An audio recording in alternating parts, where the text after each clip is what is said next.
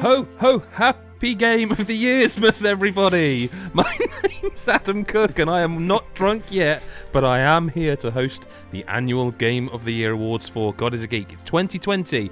It's certainly been a calendar year, and I am joined by a motley crew who are definitely going to remain friends after hours upon hours of arguing this week for you.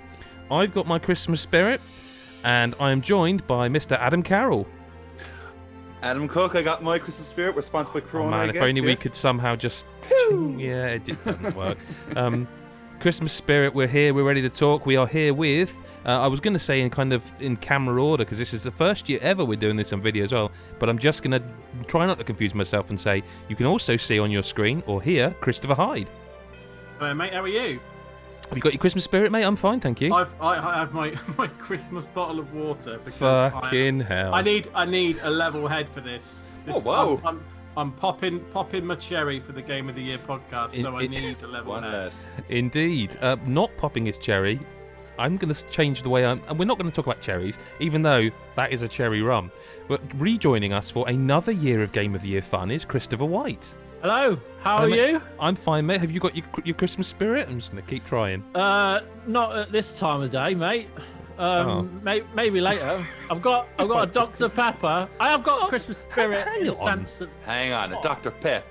No, not the Dr. Pep, the Pep Pep. I'm more concerned that every video podcast we've done through the year, you've turned up and then subtly or quietly off camera, you've just picked up a full 2-litre bottle and chugged it, and you've gone for this tiny little Dr. Pepper. And it's normally been blue big as well. Spa special. It's been blue drink. I've got a small one for now, but for day 2, I will have a bigger bottle. Okay. Oy. But I'm fucking ready for this. Fair enough. I mean this. Listen, I didn't mention the Christmas jumpers because it felt inappropriate. But Adam and myself have both got our Christmas spirit on us.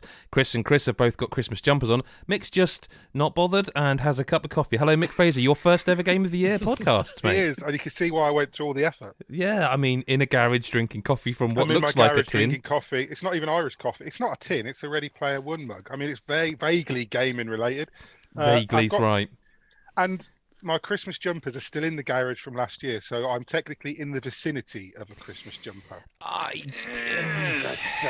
don't know, Mick. I don't know about that now. Probably move on. It's as close I'm I do have holly around my neck, you know. I'm bringing in pain and everything. I've literally I've sent got Holly some... back in the house to get me another beer. I've got cheap, really cheap Amazon lights I'm frightened might explode into flames and kill me. Well, But I wasn't going to wear a Father Christmas hat, was I? fingers crossed, listeners. Fingers something, that's right. We are here. Listen, if you're already thinking, God, aren't they waffling on a lot? Hey, now listen, I've got news for you. You probably want to settle down a little bit and get ready because this is the Waffle Cast. We've got waffling to do. So, a couple of things up front. By the time you reach the end of this week, or this week of podcasts, or this run of podcasts, there will be major spoilers. That's how we do awards for best story, we do awards for best moment, which is mega spoilers, heavy. That's not today. That's as we move down the week before we get to the ultimate top 10. Everything's going to be a top 5, except for the most disappointing, which we're going to do top 3, and the Game of the Year, which is a top 10. You will hear fingers clacking, because I have to update the document as we do them. So if you really, really get bothered by that sort of thing, you probably haven't listened before. Fuck off. Yeah. Hashtag GFY. And Merry Christmas. And Merry Christmas with it. Today's awards are Best Re-Release or Remake, Nicest Surprise, and Biggest Disappointment. Those are the 3 we tend to always start with. We've got a few new awards this year, things we've rejigged a little bit. Before we get into the massive list of 20 best... it's been a lot of re-releases. That's what we're starting with. Can anyone take a quick stab at what the best re-release of last year was? Oh. Resi 2? Correct. Oh. Well done, Mick. Yeah. Last year's list was in 5th, The Witcher 3, in 4th, Link's Awakening. That Witcher 3 was switched, by the way. In third was Catherine Full Body, which confused me because that also came out this year on Switch. So there was a moment where I nearly put it back. It doesn't matter. Crash Team Racing, which is obviously a remake, and Resident Evil 2. So the shortlist then. In 20th, no, just 20 games here. Tony Hawk's Pro Skater 1 and 2, Final Fantasy 7 Remake, Resident Evil 3, Super Mario 3D All-Stars, Demon's Souls, Pikmin 3 Deluxe, Devil May Cry 3 Special Edition, Devil May Cry 5 Special Edition, Mafia Definitive Edition, Command and Conquer, halfway, Crisis Remastered, Age of Empires 3, Persona 5 Royal, Destroy All Humans, Kingdoms of Amalur Re-Reckoning, Need for Speed Hot Pursuit, SpongeBob SquarePants Battle for Bikini Bottom, Xenoblade Chronicles Definitive Edition, Pokemon Mystery Dungeon Rescue Team DX, and Trials of Mana. Now, this is going to be a top 5, and best release or remake is an all-encompassing thing. It can be just a straight-up re-release, or it can be like we've got stuff like here, like Tony Hawk's, Final Fantasy, Demon's Souls are all full-on kind of big re-ups. But we do have to cut 15 of these, and I think there's quite a few easy cuts. I don't know if anyone wants to just jump in there and start knocking them out. Crisis Remastered. Crisis Remastered. Bin that off straight away. I never played it. Is has anyone got any disagreements? Because I'd say I didn't play it. I only think Mick did. No, not played it. I didn't play it either. But I don't even know how this remaster looks. I don't know what the response is. It didn't look very good. It was very clunky and very. It was just poor. I mean, it ran better years ago when it came out. It wasn't a good remaster. I don't know if it probably ran better back then, did it? Well, no. It never ran well. I think I had a PC at the time that could barely run it. But it wasn't a very good remaster, so you can bin that off, I think. I'm going to go straight in as well because, look, I'm not saying it because of what it is, but SpongeBob SquarePants Battle for Bikini Bottom, I haven't a fucking clue how good that is. It was really good, actually. Yeah. To be honest, I reviewed it. Look, right. I wouldn't fight for it on the list, but it's good. It's just the one that stands out for me. Look, I enjoy a bit of SpongeBob, but Jesus, I don't know what the hell that game is. The thing is, I think they did a decent job. But that's the thing. I think there's 3 or 4 on here that are kind of. It plays pretty nice. That's the thing. I think there's 3 or 4 on here that are pretty strong, but that's not 5. So, do you want to cut SpongeBob right now? Because I mean, I would. Let's put it this way. Oh, I'm looking. Okay, at this. No. Look, I'm shouting. I would go Command and Conquer, Age of Empires, Kingdoms of Amalur. Those 3 games that are all very Mick games, but like Kingdoms of Amalur. If I remember all of them, and I would. Yeah. I liked it, but it's not a particularly special remake. I remember you saying something akin to when you reviewed it on PC and you were like, is this definitely the right version? I'm sure you said something like, because it was just like, this is the same. Yeah, because it looked.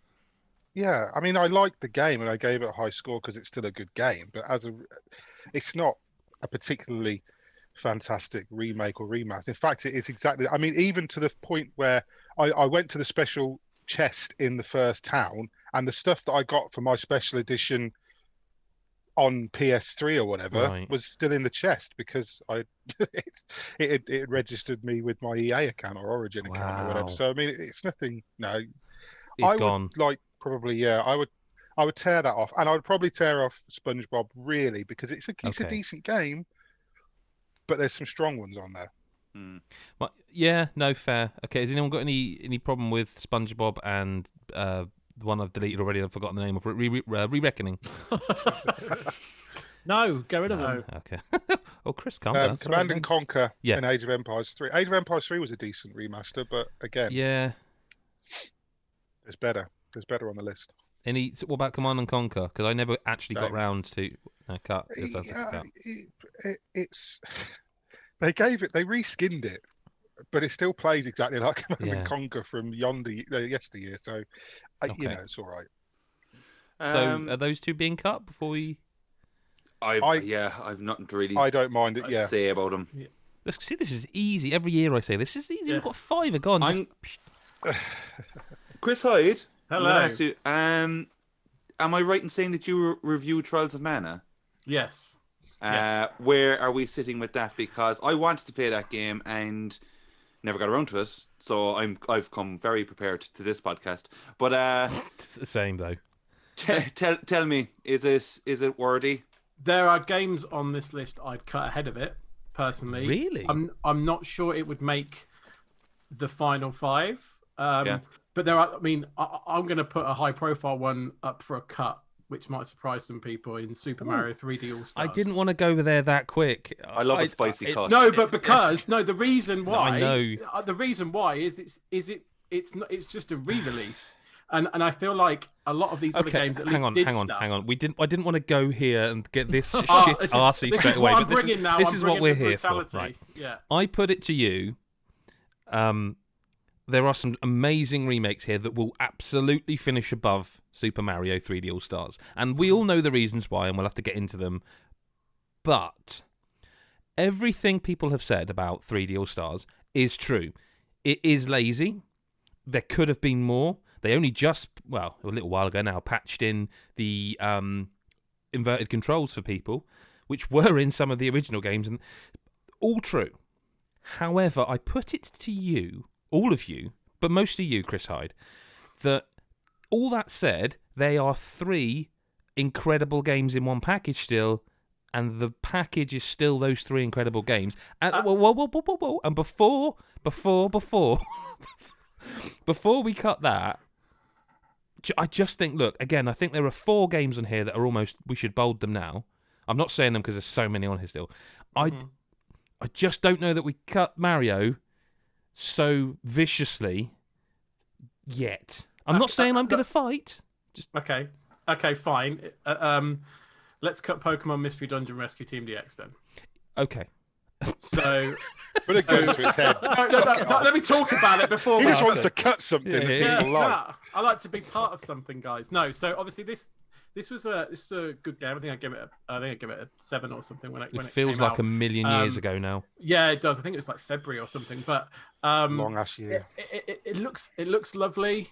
And it controls well, but it's got some pacing issues and some stupid decisions in the way the gameplay flows about a third of the way through. So I think it's good and it looks nice. It's very Pokemon-y cutesy, but it's nowhere near the standard that we'll be getting to later on. So a good game, good one for Pokemon fans, but not of the same standard of the rest, I think. But it does sound like it's being cut. Well, I think I'm the only one that's played it, so if I'm the one that's suggesting a cut, I think it's a cut. Okay. Chris White, you've been, I wouldn't say quiet, but biding your time, I feel. This is how it normally goes. Yes, I'm well aware.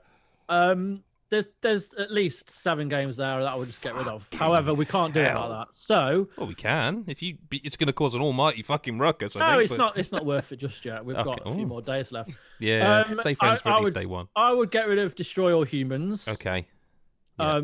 It was good, but I mean, look what's its left. Like it's never going to survive, and I'm not going to fight for it. No, but it's definitely worth putting on this list because it was a decent remake. They remade it and it made it look better. They added things to it, and it was still pretty. And of course they sent that ridiculously expensive special edition. So you got that. So giant number 1. Alien out of so it. I hear what you're saying. Number 1. I get. No, I get it. I just unfortunately I had to get rid of that out of my office because it wouldn't fit in my Ferrari, and it was. No, I don't actually have any part of that. So we're cutting Destroy All Humans. Yes. Okay. And I would also go with Persona 5 Royal. Wow, I was going to, and I thought Chris will never allow it. Because we have to do this looking at best re-release or remake. Yes. Now, obviously it classified as a re-release, but it didn't add loads to it. It added kind of like additional. Someone's just got angry at you, and I know someone watching this has just got so angry. I know someone who's. Yeah, it's the same person, Mick. Kicking He's got doors really through similar, right now. Yeah. really similar name to you, Mick, as well. It's really strange. It'd be absolutely furious. I just don't think it added enough furious. to make it top 5 by any means. Just hang on. I just want to that one there, that one there, that one there. You might be right, man. Do we need to hold on to it just until it gets a bit? I don't okay, think fair enough. Can you just spin off the MC3 special edition? Yes, I was going to say that's the easy cut because it was just the Switch version of the game. Yeah, it was fine. It was fine. It's fine. It's still a good game. Still a good game. Yeah, but we can cut that immediately. Did I review that? No, Mick. Oh, I Jesus did, I Christ! think. Now I don't know now. What I reviewed some. I can't remember anything before May. So It's been a hell of a Yeah, I year. can't No, I'm sure.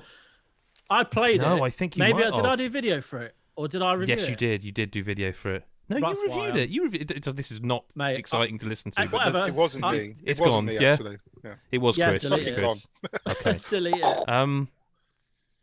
Yeah. I mean, Need for Speed Hot Pursuit is the other one. Good, decent. Absolutely, but it- again, like if we're okay, cutting Persona 5, I mean, come on now. Yeah. Let's be Hot serious. Pursuit's nothing special. It's good. It was good. So is it going? I would say so. Yeah. Okay, so we've still got 11. I'm keen to see if Adam Carroll's going to defend Xenoblade.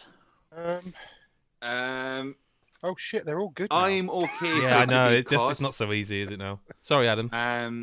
So the thing is, like, I've played Xenoblade Chronicles on the Wii and the 3DS, and I think this definitive edition is definitely worth your time if you've not played the game, obviously. But Yeah. fuck it, like it's just, you know, If you're suggesting, if Chris is suggesting we cut Persona again, I have to say bye bye Xenoblade. Like I think I I played this, but- right? And I really liked it, but it's. Oh, I'm a big fan. Like, by the way, I'd like to just say, too like, long. both Xenoblade and Persona 5, if you've not played those games, you really should. But, like, I'm okay with that being obviously, cut. what you need to do is not have a job or any dependence Absolutely. whatsoever, Yeah. and you'll be fine, and that will keep you. Yeah. Probably, but so are we? Is Xenoblade going?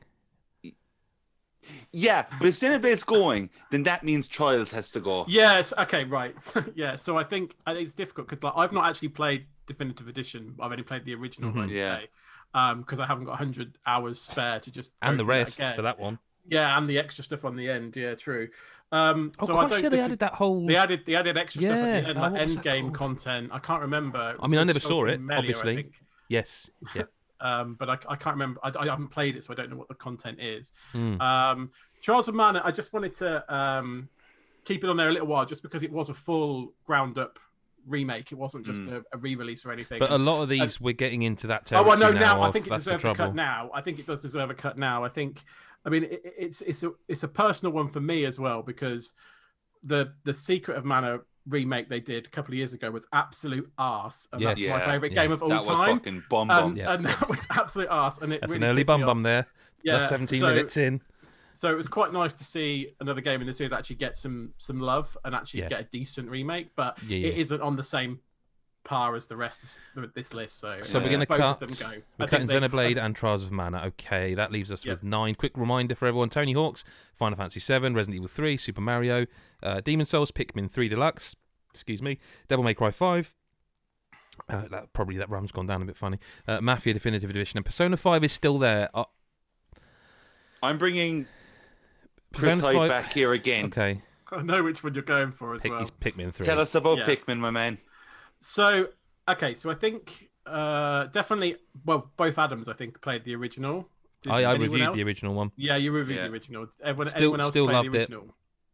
No, so I mean, we're already talking about a game that was good, very, very Yeah, good stuff yeah. with.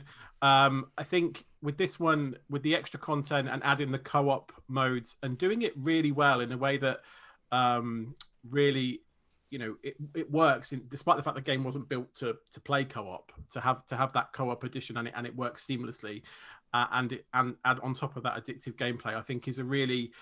When you take a game like that, they could have just gone and it's now on Switch and added nothing, and they've actually kind of thought about how Let's that not game come can be down on played. people for doing that with Switch games. No, let's definitely not do that. It's absolutely So that's why for me, I'm glad this is at least lasted till top 10. I am a little bit like I'm looking at some of the others going. If you cut it's- Pikmin, You've got to. I think you cut Mario before I Pikmin. have to cut because. But the problem I have with Mario. Again, I'm just going to repeat it. I absolutely accept all the complaints and criticisms, but that's Mario Galaxy If- on if Switch this- is what we all asked for. We if all this was wanted best- Galaxy on there. Absolutely. If this category was best collection, then we'd be having a different conversation. This is about actually like re-release and remake, and I just feel like compared to what some of the others did.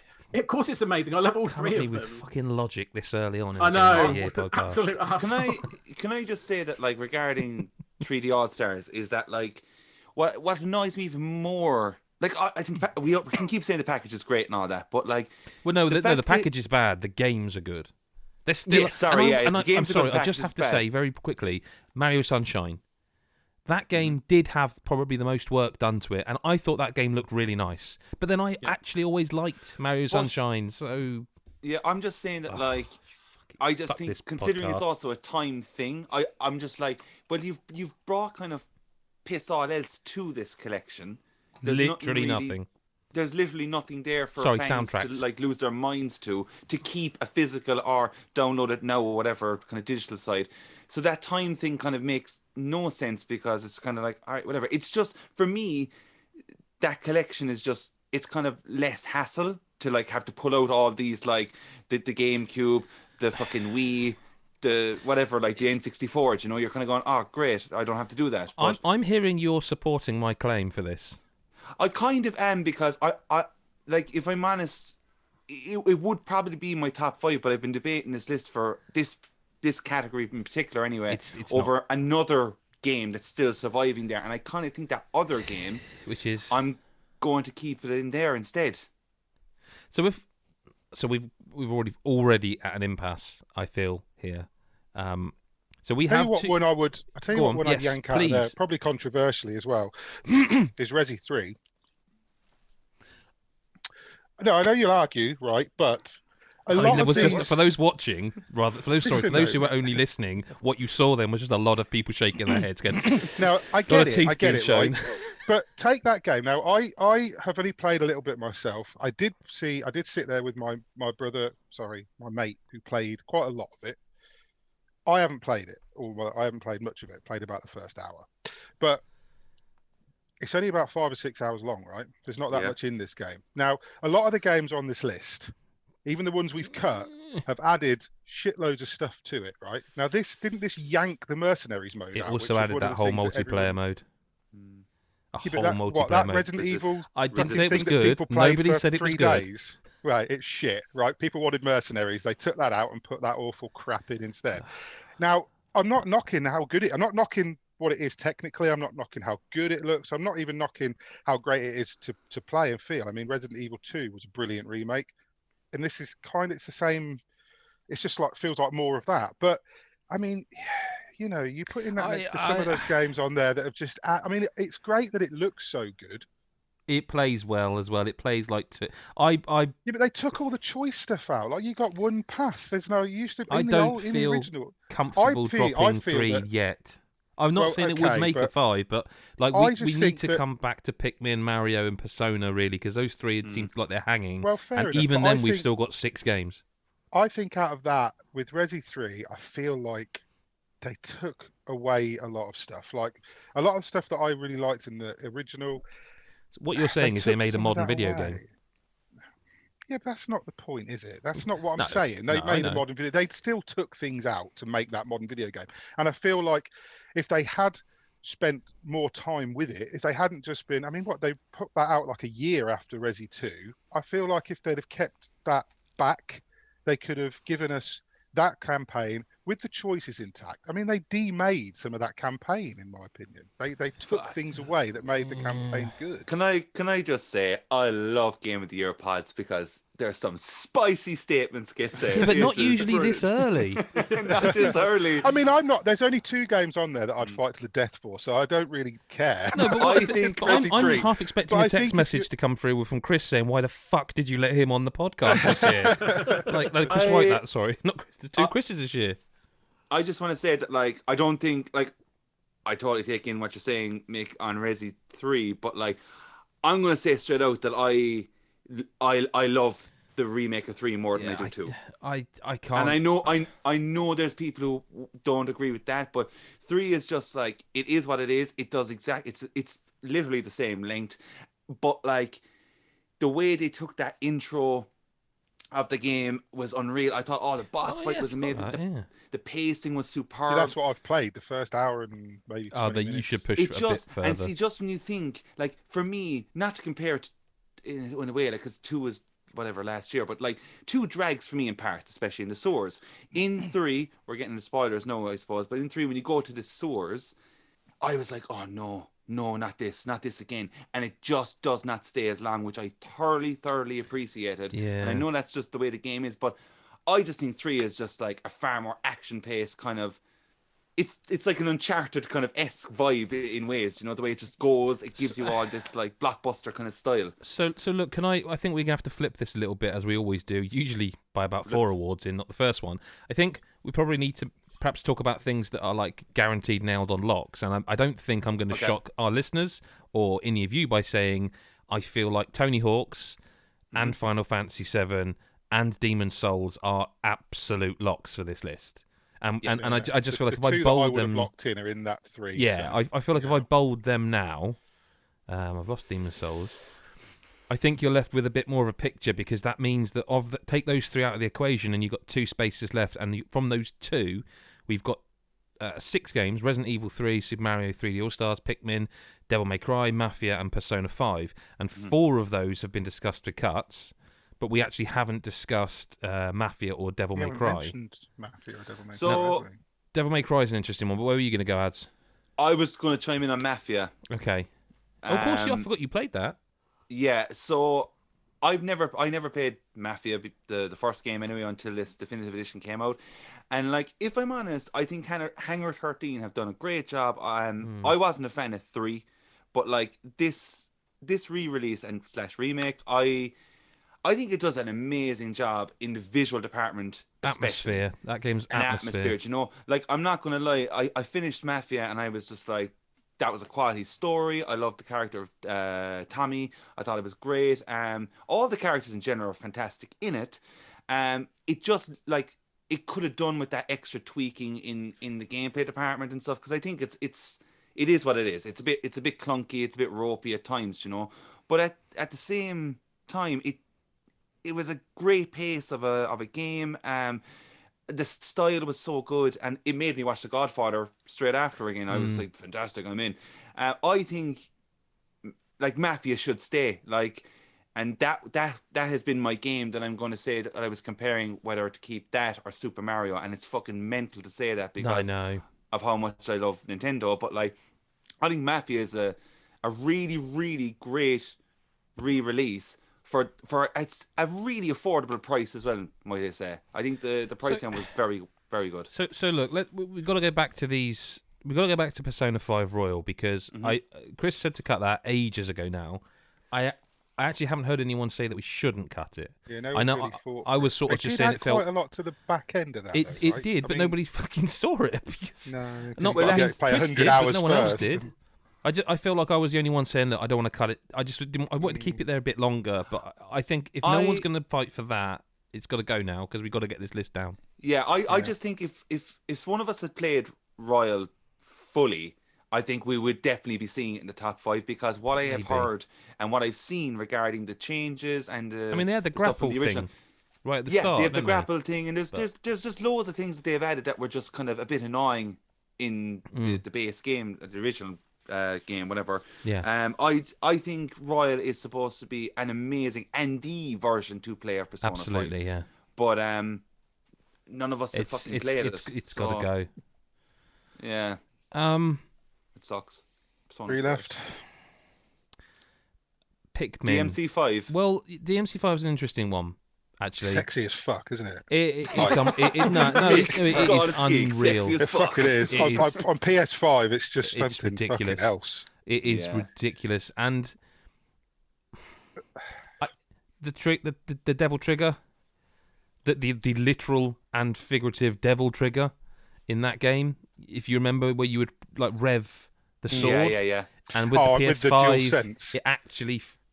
And like, it's just this little annoying thing that I should be like, look, it's just, but it actually, and this is maybe a chat we will have at some point, but people talked about like Astro's Playroom and the PS5 controller, and I've heard a lot of people be saying things like, oh yes, but you'll never see it used as much as that in another game. It's like, no, but the thing is, I don't think that's the point of it.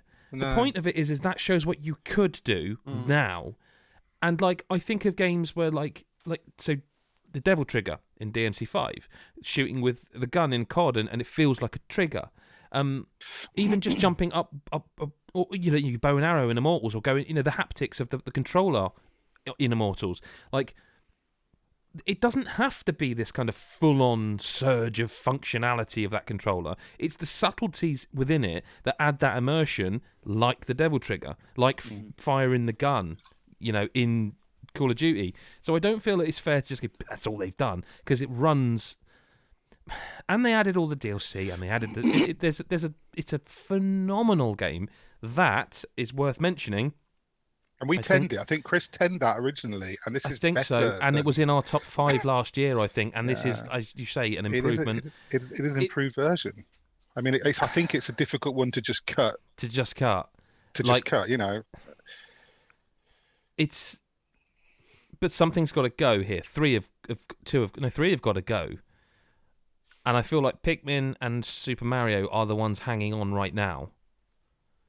And I say that as a Mario fan. I can't, I wanted it to stay there because of these 3 brilliant games. It's mental. It's mental to be thinking. But they should have done more. They should have done more.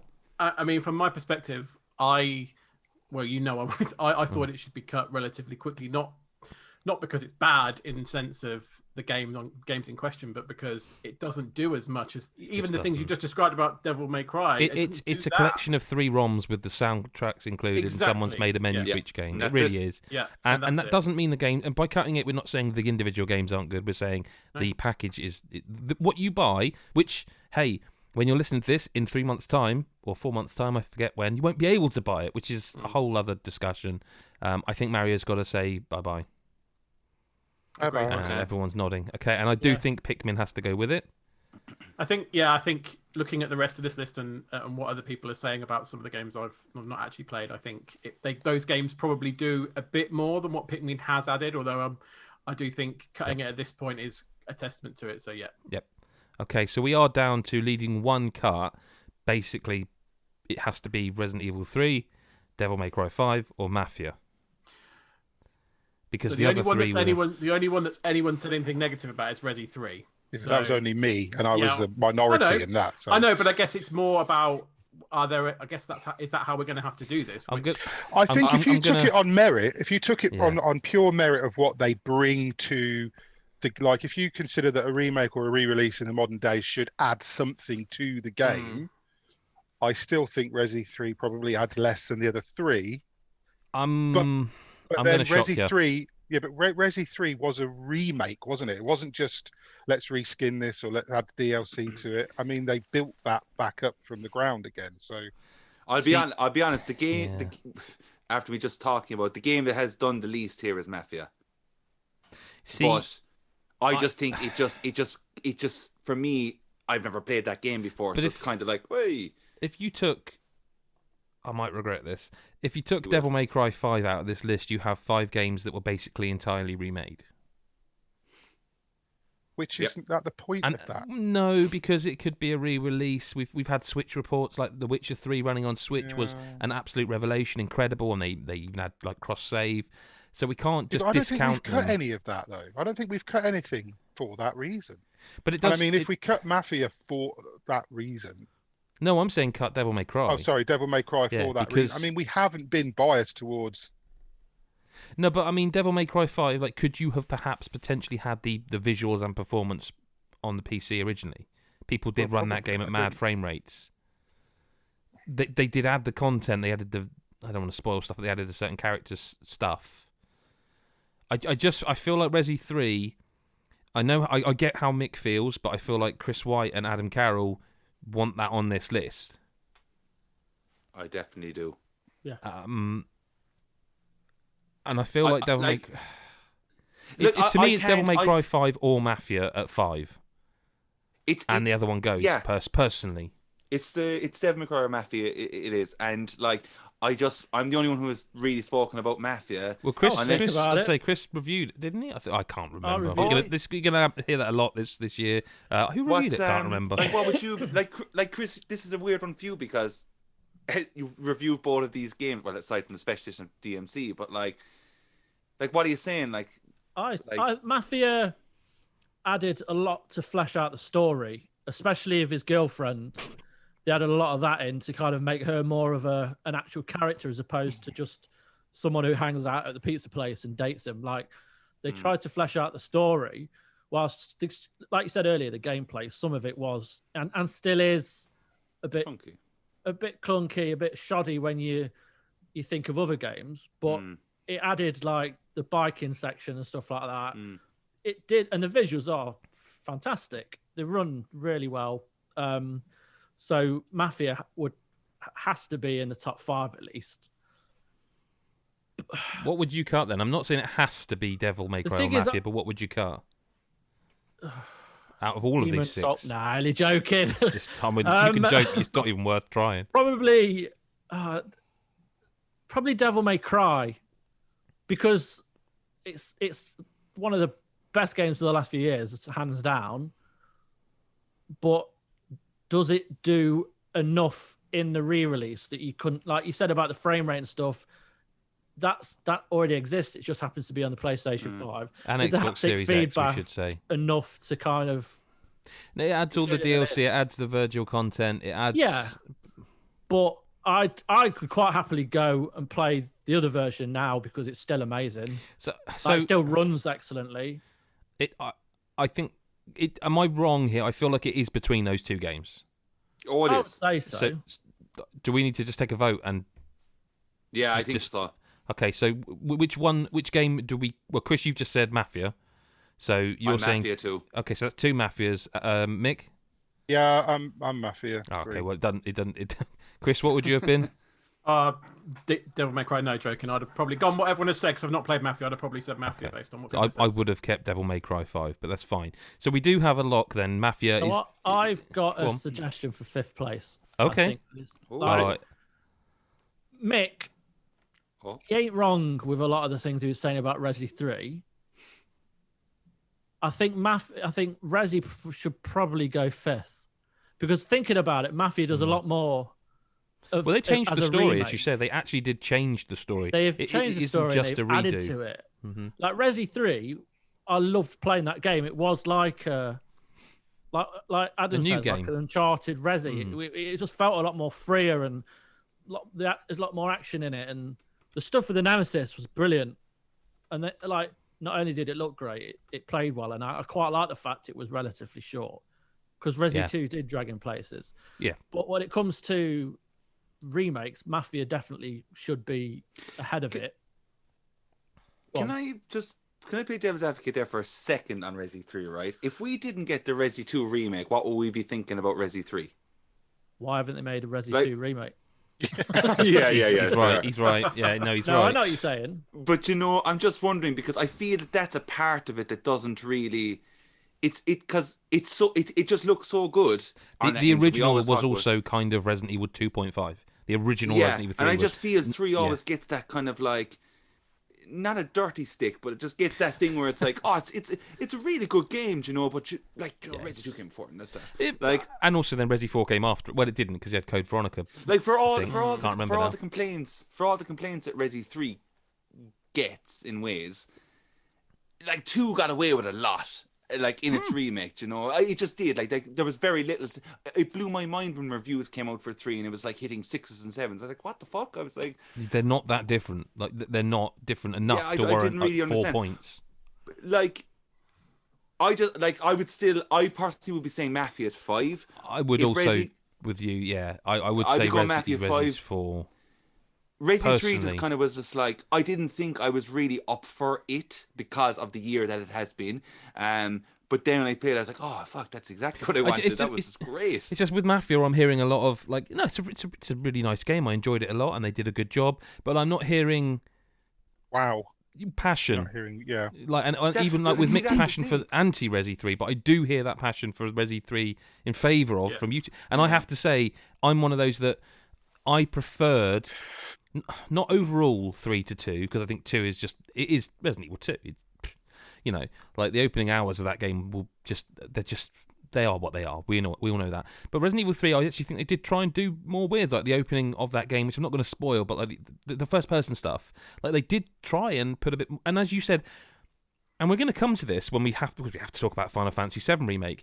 There is a fine line between remaking the game that someone else made, which is what, like, Demon's Souls is, for example, and remaking it, but just tweaking it with your own little things. And Resident Evil 3 did do that. They did kind of just tweak it a bit. And I preferred the scripted boss moments, shall we say, to the constant badgering in Resident Evil 2 you had of Mr. X.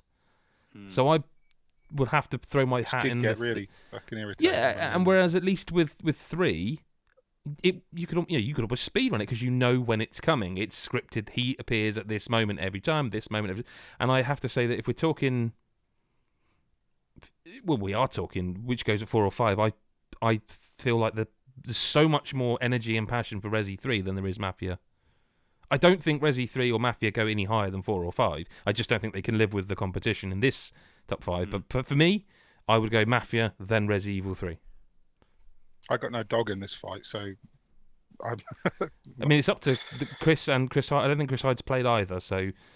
No, but I'd agree with what you said around I've seen more people say, you know, Resi 3 is one of their favourite games of the year, and I think it feels like there's more passion for that at the top end than there is certainly what I've seen for Mafia. I don't have much to bring to this conversation. No, I mean, it boils down to Chris White, really, because he was the one who suggested, I think, personally, it felt like he was trying to almost be very polite, but it's kind of down polite. to where you want those two to go. Mafia's a better... Fuck yes. I genuinely believe Mafia is a better remake. See, right? But so... I'm not like that passionate about it. I just feel that for the length of the game and what they did with it for that long, yeah, not just visually, but the narrative is a lot more interesting. And like the stuff they did add, especially, I said it before, but with his girlfriend, like you never gave a shit about it because it felt like it's from a different time where they weren't making open world games with strong female characters in, and like especially in the Mafia, like I mean, more recently in the last 20 years, like with the Sopranos and whatnot, the women have always played a prominent role in it. But they like before that, it was always kind of like they just throw away like their prostitutes to the big Mafia men. And I feel like they rectified that a bit with this character, and they gave her a lot more flesh. And well, they did give her a lot more flesh. No, I knew what you meant. Like, they fleshed the out. character out. So do we need to vote? Like, do we need to vote? You can vote, yeah. I mean, So- I'm not going to be disappointed if Resi goes 4th, but I just personally, I think Mafia's better. Chris Hyde, what's going 5th? Mafia. I say Mafia. Wanker. Wanker. It's all I right. haven't played any of Mafia, so Nor's Chris. You've got to have a dog in the fight. You got to. I think I'll balance it out. I'll Okay, go so it's the other 2-1. way. Adam Carroll 5th is Mafia. and Chris. So it is Mafia in 5th. Okay, so now, I mean, this is 40 minutes in. We haven't even fucking talked about the worst part yet. I'm just going to say it. We have got a locked-in 5th and 4th place of Mafia and Resident Evil 3, which means we have to sort Demon's Souls, Final Fantasy VII Remake, and Tony Hawk's Pro Skater 1 and 2. And I'm just going to say it. Tony Hawk's Pro Skater 1 and 2 is number 3. I agree. I agree. Oh, okay. I really thought that was. Yeah, I thought that was I far tell you more what, though, controversial than. I tell you what, Tony Hawk's though. I mean, if you'd have said then Tony Hawk's is number 1, I still I probably agree. would have had. Yeah, no, I wouldn't have said I agree straight away, but I still would have had a hard time to talk you down from it. I think because it is a really good remake. It's fantastic. Yeah, they did a really, they really nailed good everything. job. They nailed everything. Absolutely. I think they Yeah. could have done a bit more with the creator skater stuff because you could either Yeah, be I like skinny suppose. dude or skinny girl. But I mean, that sort of thing is kind of it's not It's by really the by, relevant, innit? you know, it's, yeah. And yeah, I Wow, I really thought like you were all going to go, what the fuck? I really thought like there was going to be just I'd have to adjust the podcast audio for the clipping that was going to bring in, but no, I mean because Wow. I mean Final Fantasy. I mean the other two. I reviewed the other two. oh, I see. So you're basically agreeing with me, so you can get me on side for what you No, want. no, no. Good early tactics, Mick Fraser. No, He's not listened. at all. I was going to say actually that I did review the last Yes, two, you but did, yeah. I spent a lot of time during both talking to you about those. Yes, yeah, games. both those games, yeah. And while there was a lot of discourse around sort of Tony Hawk's as well, I think it maybe did less than the other two. No, but what I feel it needs saying any other year, this wins without even a hassle. Yeah. Like if this had Yeah. released last year, I think it still would have won. This is a very strong year. This top 3 is incredible. And it's been because people are trying to get money out of us before the new games come out. It's very clear why we've had so many remakes, re-releases. I think it is worth saying, like obviously this has been made from the ground up. I think all of us have those kind of nostalgia, those memories of Tony Hawk's, whether it's 1 or 2. Mine was 3, so I didn't actually have 1 or 2, but the feel of Tony Hawk's and the just the pleasure and the joy and the excitement of playing those games and the addictive nature of it, and they fucking nailed that 100%. in this game. Oh yeah. And for me, that's because that was the nervousness I had going. Is this going to feel like how you remember it, or is this going to feel like how you remember it feeling? And you just go straight into the first level, and you're like, I'm on this. I know it's like you never stop playing it. Yeah, exactly. It just feels like a familiar, warm blanket. You're like, yeah, I know what I'm doing. I'm in this, and it's great. And you can't. I don't think you can oversell that. That's to nail that. That was so important. If they fuck that up, you'd be like, this is not very good. But to nail that so many years on, I think it's great and really good game. I have to say though, like living with the game for however long now since to come out, whatever. I think that they made a balls at the new soundtrack. Yeah, you mentioned this on the regular pod. Yeah, I think the addition. I agree with that. I think the addition of the new tracks are just so poor, and it's a major staple to that fucking game. And I tell you what the problem with that was, I think, is that the soundtrack was of the time at the time, and now I feel like they tried to pick songs that went with that soundtrack, that feeling. I just wanted. There's so many bands that I love that I think should have been on this. Like, and I think like the pop punk nature was missed out, and like, I remember. I mean, the remake. Throw in a load of rap tunes. That's all great, and everything. But I don't fucking listen to like. I don't know. It's just the tunes are cringy. The new ones. I've skipped a lot of tracks while playing. Billy Talent's in it, and it's brilliant. But like, I don't really like much else on it, and it kind of sucks. But other than that, the gameplay couldn't be any more perfect. No, it's brilliant. If I'm honest. So number 3. I think we're in agreement, aren't we? Chris is just sort of staring at the screen, and it's worrying me a little bit. I think.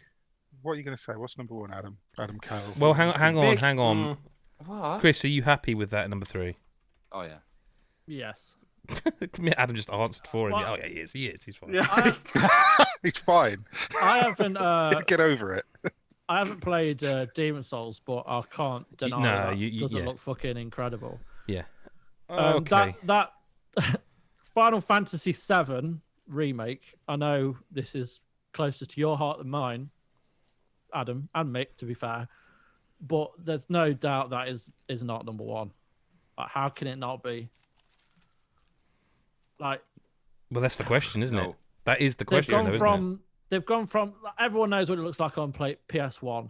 You've been given this huge world that looks incredible. You're revisiting the same kind of places you did in the first game, but now it's just magical. I would argue with only one point, and that is that I agree completely with that. What they did to take that from what it was to what it is now, that's spectacular. I mean, they rebuilt everything, and they kept the story mostly intact for a portion of the game, and then it veers at the end, and the soul of it's there. I think they added too many side quests and too much filler, but I think that the magic of the Demon Souls remake, right, is that they didn't rebuild the game and add a bunch of shit and change a bunch of shit. They didn't reskip. They built this game, and it's so close to the original, which I really like the original. They kept it so close to the original. And yet still, it's not just a reskin. It's not just a re-release. They rebuilt it, and they kept, and Blue Point, the job they did to keep that close to the original with that many improvements to the overall experience, I think it's almost witchcraft. And I think I genuinely don't believe that anyone but Bluepoint could have done that. I think it's spectacular what they did with that game. What I have to say though, right, is no, as a recording, I started Demon Souls last night and played a fair chunk of it, right? That's some game. It's some game. But I have to be honest here, it's a weird one because we got the 7 remake and we got Demon Souls and we got like Final Fantasy on a PS4 and we got Demon Souls on a PS5, and I think the PS5, the hardware itself really makes Demon Souls really come to life. Obviously, Bluepoint's whole thing is a humongous factor, but the machine is a different story. And I think like 7 is a gigantic change. It's a gigantic change in a re-release or a remake. Like Demon Souls is, as you said, Mick, they didn't do anything else. They just made it look ridiculous and left everything else the same.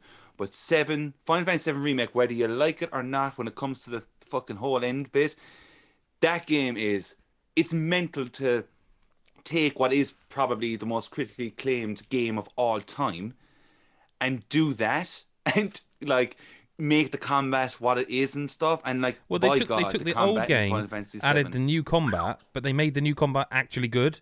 Like Final Fantasy 15 this is closer to 15 than it is to 7, except it has 7 story. Only 15 was a decent game. This is an exceptional game. I didn't like how 7 Remake ended at first because I'm not ashamed to say I couldn't take my own sort of fanboy glasses off and accept that something was different. Months later, I came to terms with it, and I realised that actually what it means, and we won't spoil here, but what the ending of 7 Remake means is that we are going to get more of that game. And that game is incredible. Well, no, but I just mean you're definitely going to get more of that combat, that game, that system. There are things I don't like about it. I wish that the summons were done like the original game. I feel like the thing 7's remembered for is Knights of the Round. Do you know what I mean? I wish the summons were more of a spectacle than just a visual spectacle. But you only get to have that feeling, that thing I've just said, by them taking chances and doing it differently. Demon Souls, there is nothing like that I can have a go at it for, because they didn't do any of that. And that's not a knock either, but Final Fantasy VII, they shot for the stars, and not everything on the way up was perfect, but the very fact that months later I almost had to come to terms with this is called remake. 7 still exists. This is a remake. It's a reimagining.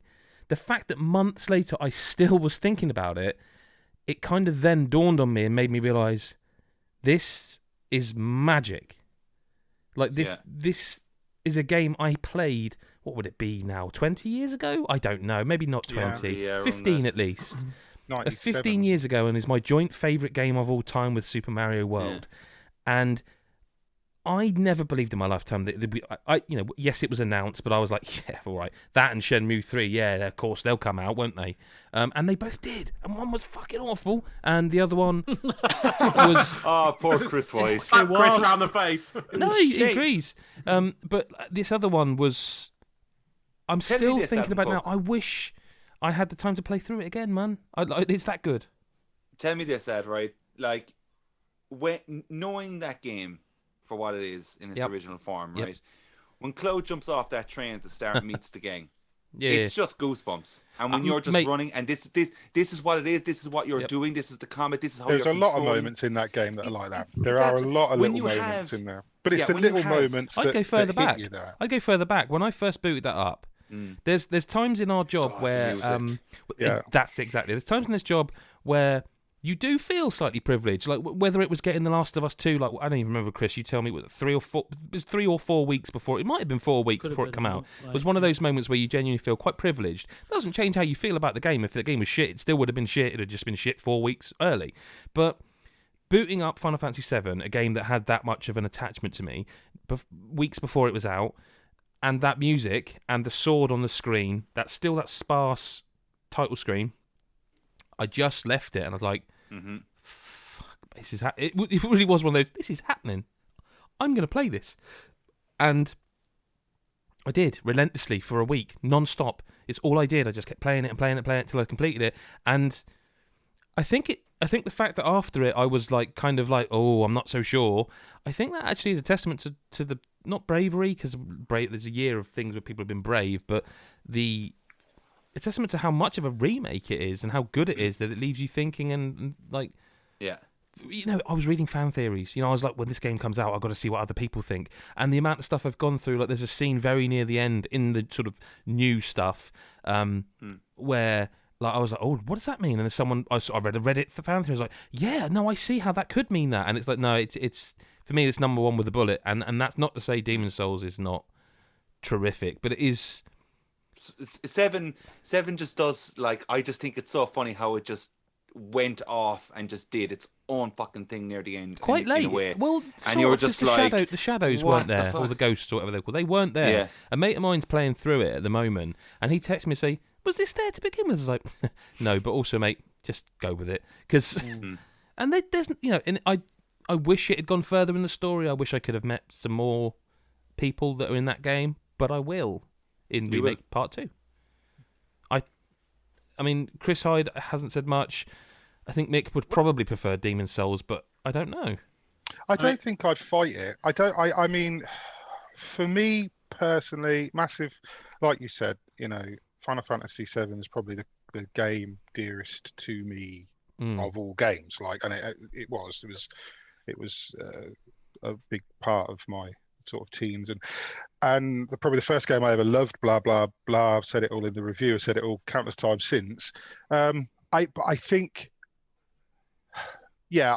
I tell you what. If we were going by which is the better game, I would probably still argue Demon's Souls, but that's not what this category best is. Re-release or remake. Best remake. So I think I would probably agree with you guys. Okay. Do we have any dissent in the room? I can't really, having not played the original, apart from about half an hour, and not playing the remake. So for me, it would be Demon's Souls, but only by default. But I do kind of... My feeling on it, just from the sidelines, is in terms of, you know, it's obvious. They haven't just spruced up the same game, but actually gone, like you say, gone in a completely different direction and thought, almost thinking, how would we want to tell this story now? With, you know, and how could we do it, and what things could we explore and play around with, and to execute that really well on the whole. Sorry, the cynic in me would say they also had the meeting of how could we tell this story differently and maybe make it into 4 or 5 games that we can sell people for. There was a bit of filler in that game. I mean, but I enjoyed that filler. Yeah, I mean, that's the only thing I've heard negative. Some of it about. I enjoyed. I've heard about the padding, and that's the only thing I've heard sort of negative. But there's only padding if you choose to do it. If you choose to play it and you're like, I don't like this, then it doesn't matter. It off. Okay, yeah. I had that argument with, not argument. I had that discussion with a certain one of our writers actually, who was really not happy about, or former writers, or writer on hiatus. Fuck it, it was Gary. Yeah, I mean, you've said enough. You've said enough, Mick. You've said enough if you've said nothing. Who also, you know, wasn't happy with the padding, but then it's fucking optional side quest, so don't do it. I think, you know, I'm not unhappy with this. I kind of, if I'm honest, I kind of predicted this order of the top 3 before we. Yes, I didn't. I thought I'd struggle to get this above Demon's Souls. I think it was always those in the top 2, but I think it's a fine order personally. Chris White, happy? Oh, absolutely. Okay, that's However, it. I feel if I played Demon's Souls, might be different. Well, mate, if your auntie was your uncle, I don't know. Oh, Chris, it's the Tits McGee, man. You should definitely get on that game. It is incredible, mate. It really very is. good. Some would say it's the second best remake or re-release of this year. Hey. And that's it. Final Fantasy VII Remake is the best re-release or remake for 2020. Mafia Definitive Edition number 5, Resident Evil 3 number 4. Oh, that hurt my head saying. That might be the rum again, I don't know. Tony Hawk's Pro Skater 1 and 2 is 3. This is a great list. Resident Evil 3 is 4. Tony Hawk's Pro Skater 1 and 2 is 3. Demon's Souls is number 2. And Final Fantasy VII Remake is number 1. We move on to Nicest Surprise. Last year's winner was Apex Legends. Remember when that came out last year? Wow. Tetris 99 second, Indivisible third, Ace Combat 7 fourth, What the Golf in fifth. Only 21 games, so I'll just knock into them. Tony Hawk's Pro Skater. This is not the same list, just as although it sounds like it. So, nicest surprise, we have these games: Tony Hawk's Pro Skater 1 and 2, Final Fantasy 7 Remake, Paper Mario, The Origami King, Streets of Rage 4, Fuser. Hey, you look like you're having trouble with those. I am a marks. little bit, mate. Yep. Fuser, Fall Guys, Grand Blue Fantasy Versus, Battletoads, Astro's Playroom, Ghost Runner, Spiritfarer, Hades, Immortals: Phoenix Rising, the DualSense Controller, Dreams, The Pathless, Bug Fables, The Last Campfire, Dreams, Other You Side. got Dreams twice. Fine, I'll cut one of them. That's easy. You And should Carry put On. Demon's Souls back on that. That was nice this year. Right, 20 That was games. a nice surprise. 20 games. Yeah, but it was also, I don't know. Right. I'm going to suggest Dreams is cut because Oh, fucking Uh, Jesus. I haven't hang even on. played it. And I'm pretty Fucking sure, hell. and maybe someone can check this on their phone, that it actually was in the early accessy type thing last year. So we But kind of knew it would. Hades. Hades is another Hades one I has think been has to be around a cut. while. Hades From this- and Dreams were not Yeah. unknown quantities. They were two games Hades we will probably kind pop of knew. up on another list later. I'm Hades sure. is definitely Yeah. not going to be gone for very long. But Hades, well, that said, when did it go in early access? It was in early access last year. Okay, It was then it's got to go. definitely It's got to go 2019, because I played that when it first hit early access, and it was like, this game's fucking incredible already. So the fact that it came out this year and was incredible is not a surprise to anyone. No. And it will come up absolutely, definitely 100% again in these awards. But as for terms of nice surprise, it was a nice surprise, but it wasn't the nicest or biggest surprise because that game was amazing the very first minute it was playable in early access. Disagree, anyone? Or was it going to go? No, get rid of them. On a technicality. Makes What about, it easier. Was Dreams definitely... I'm sure we played it last year, Chris. I don't know, mate, because I went to that event in January, I think. But what was that? Hang on. Dreams... Because you could... I bought it. We never got code for it the first time. I bought it. But it's been It's in early 2019. access for ages. Yeah, so again, it's not a shock. Yeah, because I remember we didn't get code, and I yes, actually asked Sony, and they were like, look, we're not really looking for content on this because it was an early access thing for them to genuinely... And that's how I knew it really was something to kind of let them bug fix and work things out, because it was like, well, we're not giving code because this is genuinely an early access for people to help make the game a better... Yeah. No, fair play.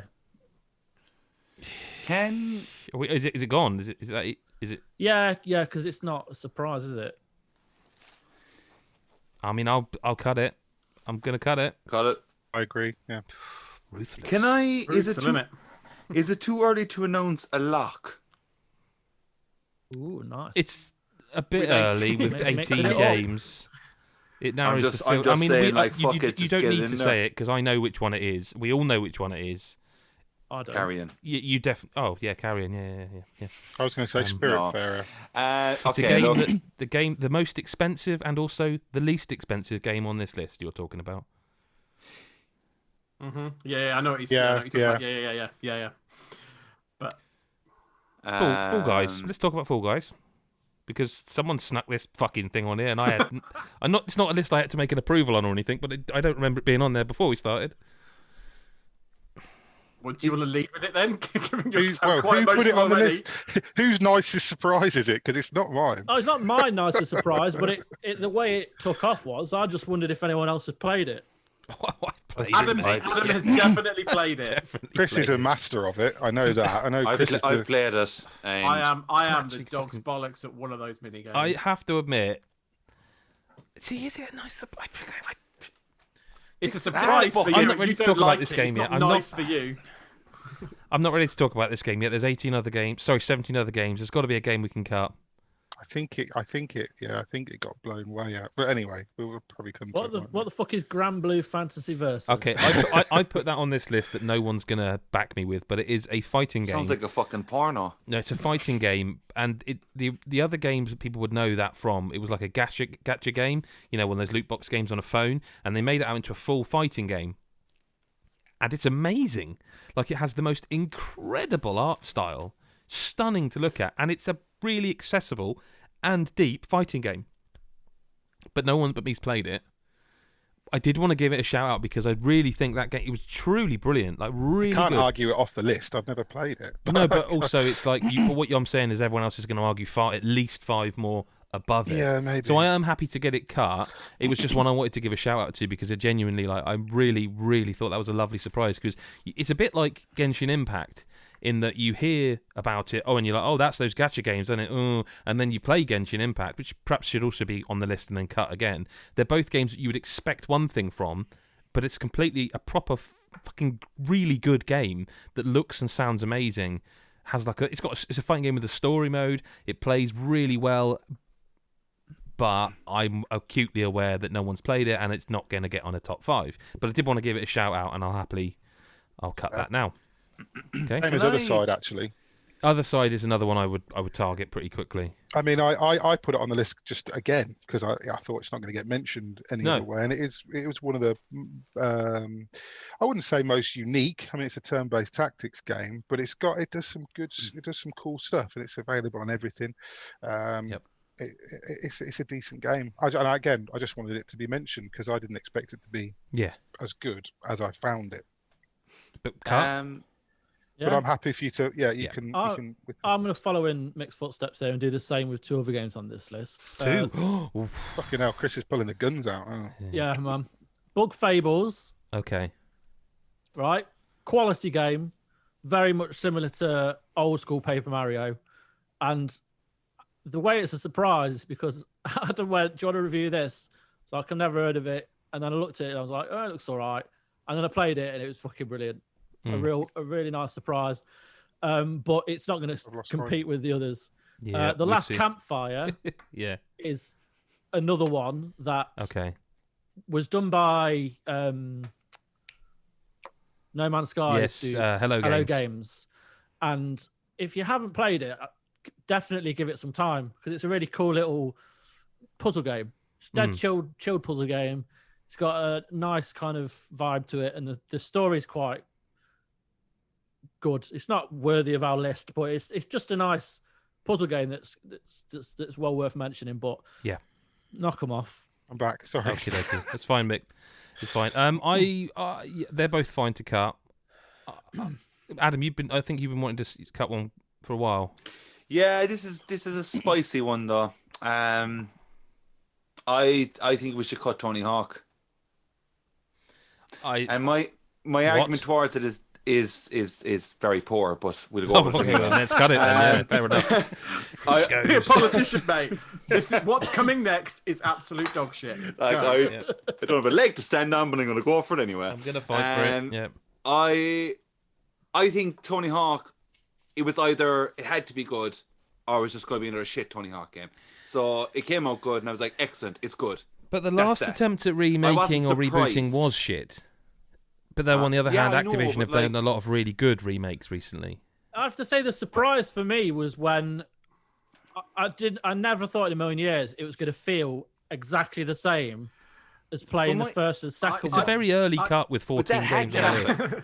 Like, that had to happen. That was my thing. It was like, when they announced this, I was like, this has to be nailed in its feeling. If it doesn't, it's fucked. So when it happened, I was like, excellent. It feels great. I can see your angle, and the demo also suggested it was going to be... I think you're either... You're not going to be surprised. You're going to be relieved. Exactly. Or disappointed. Could that argument, all that Adam's just said, not be made for Final Fantasy VII also? It absolutely can, and we'll have that conversation in a minute. I think if you pull Tony Hawk's for that reason, you kind of have to pull Final Fantasy VII too. And Streets of Rage and Battletoads. Well, Streets of Rage, maybe not. Streets of Rage. I'm saying if you make that argument that they had to be good, so it's the same. No. It's not about having to be good. It's about they weren't surprising. Tony Hawk's, you weren't surprised. Yeah, but Adam's saying that they aren't surprising because they had to be either good or shit. No, I think the same argument could be labelled at anything. Separate to that, I guess there is an element, right, in terms of re-releases or remakes are just less surprising. Now, I think there's an argument to say the Final Fantasy VII remake, because it did stuff differently, may be more surprising than But Tony some of the Hawk's, other they games. literally already remade these games, and it was awful. Crap. Yeah. The only thing that would have actually suggested it would be this good is that Activision remade the Crash games that would suggest maybe they changed their minds or hearts. But they literally have had multiple attempts at Tony Hawk's. One on the Xbox 360. They did a mobile version, all gash, and I don't use that lightly. I'm not disagreeing with the gash. What I'm saying Who is would? I'm just questioning whether we were surprised. And I think was. that probably I was others- surprised that when I sat down and played that, I was like, "Oh my god, this is." Yeah, I they've felt done it. I felt like I was past it. You know what I mean? I felt like I was not. I'm not that gamer that would sit there and play because he was all he had. He didn't have every game all the time. All he had was that game and just get good at that, get a higher score. I mean, I thought I think- that me was gone. This game made me real. This game is what helped kickstart my sort of reintroduction into sort of arcadey games again this year, and the kind of I can just pick up for 15 minutes thing. I was stunned that it was as good as it is. I was sort of expecting it to be good because, as Adam said, it did kind of have to be after the attempts they've made. But to be this good, to be this faithful, to feel this right in your hands, I'm not saying it definitely makes that top 5. I'm saying cutting it with 13. I think there's I easier think it- cuts. Like Carrion, for I think example. it absolutely as I said, like I was just like Tony Hawk, you better be good. If not, fuck off. You did And say it that was that. spicy. And think there's- yeah, and it was there. However, there was a lot of like Tony Hawk was mentioned, and Final Fantasy got thrown into that little fucking circle pit. But all I'm gonna say is is that Final Fantasy was, and I do think it's deserving to stay there, because it was a nice surprise. Because leading up to that release, everyone knew, and they said that like it's all set in fucking. It takes this long to get out of like Midgar and all this kind of Oh stuff. yeah, And people would discount and it everyone was like, before it how came out. are they going to do this? What's happening? It's this length of time and all this shit. And like, whether you like it or not or whatever, like, it was very surprising how The they went nicest off surprise and for me is that it achieved came out. Yeah. It actually came out. Like again, Yeah. I'm saying I sat there with the controller in my hand, being like, "Am I definitely awake?" I was waiting for someone to come in this room and go, "Wake up, mate! You're all." It actually came out. So, Yeah. Like, with it, right? If you want to put a question mark on Tony Hawk for no, I don't, but that's fine. I think there's at least 3 or 4 that Yeah, are probably. there are- I mean, there are- Carrion.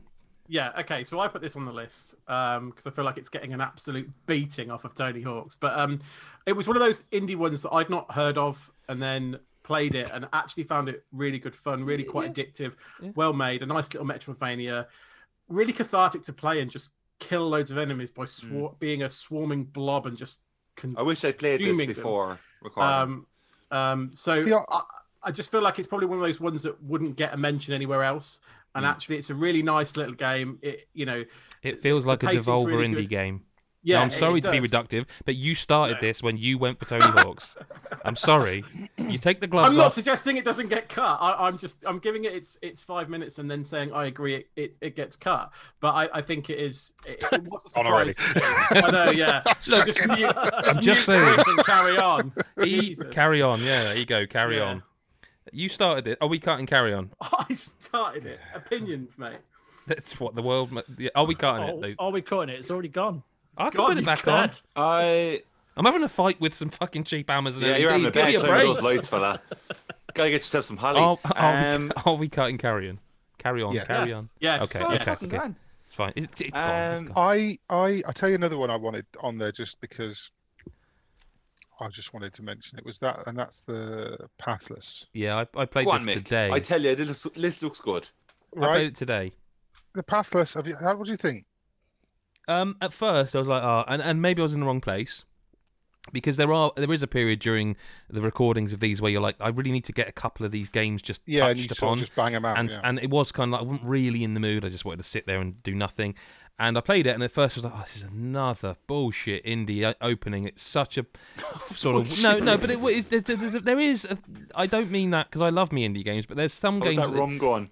yeah, but they're like wishy-washy. Do you know what I mean? It's like you're opening it, it's like, oh yeah, look, you can almost hear the Halo, and Yeah, they it do was a that. bit, yeah. But then you play it, and it's a very strange game because I'd seen footage of the running and the movement, and it was like, that looks weird. I don't quite get it. When you play it, it just makes absolute sense. It looks really hard, but then when you play it, again, it makes sense. And then it also becomes a kind of third-person action-adventure game where you're solving puzzles, and I wasn't expecting that. And so, no, I would actually... As long as someone doesn't suddenly say, oh, yeah, it's 40 hours long, I'll be like, yeah, I'm out. But if it's a shortish game, I was like, actually, kind of like to play more of it. It's not a long game. It's about 8 to 10 hours. It's a nice surprise. I would question whether I think it was, personally speaking, a nicest surprise. I don't know. Nice surprise. I don't think I'd fight for it to be. I don't think I'd say cut it now, but I don't think I'd fight for it necessarily to be ahead of some of the games on that list. But it is a game that I wanted to bring up because I feel like I think Adam. The other Adam, I think you'd quite enjoy it if you if it was on Game Pass or something, or you didn't have to pay for it. You just put your feet up for a couple of hours. I think you'd quite like it because, like Adam said, it's pretty non-violent for a start. I was wondering if there would ever be combat, but because there's no way of actually manually targeting. There is combat, but it's the combat is only against the bosses, and so the boss fights are they're like multi-level, sort of multi-phase. See, I wouldn't have even expected a boss fight from what I played. Yeah, but they're really good. They don't feel necessarily like a fight because it's all still bow and arrow. Yep. It's timing based. It's all dodging. Hit the target when it appears. Dodge that. And there's not really a fail state to it that I've found. Like if you fuck up, you just sort of keep going. If you get knocked out, you get back up and carry on. I don't think there's even a game over screen or a reloading. Like you don't respawn. You just sort of carry on if you lose. But like you said, what got me was that it was not what I thought it was going to be. So I jumped into it and I thought, right, here we go. I've got a bow and arrow, so I'm going to be running around shooting stuff. I'll climb that. They'll rip off a bit of Breath of the Wild or something, and they'll, So but then I played it, and it was different to what I expected. So I feel like the thing is no one's cutting games. Like Adam, I feel like have you got another spicy one in you?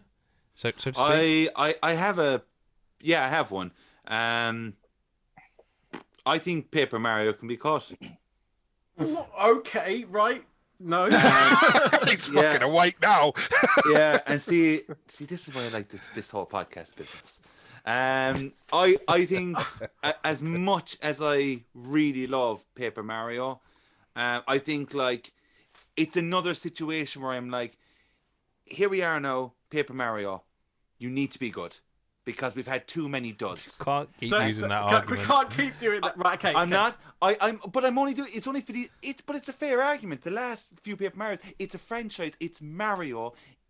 I feel like this isn't like new IP though. This is Nicest surprise. But Adam does. I think there is a point there in that Nintendo at the moment, the form they've been in, I think it would have been more of a surprise if it was shit. They kind of haven't put out many. I mean, I'm trying to think of some clunkers.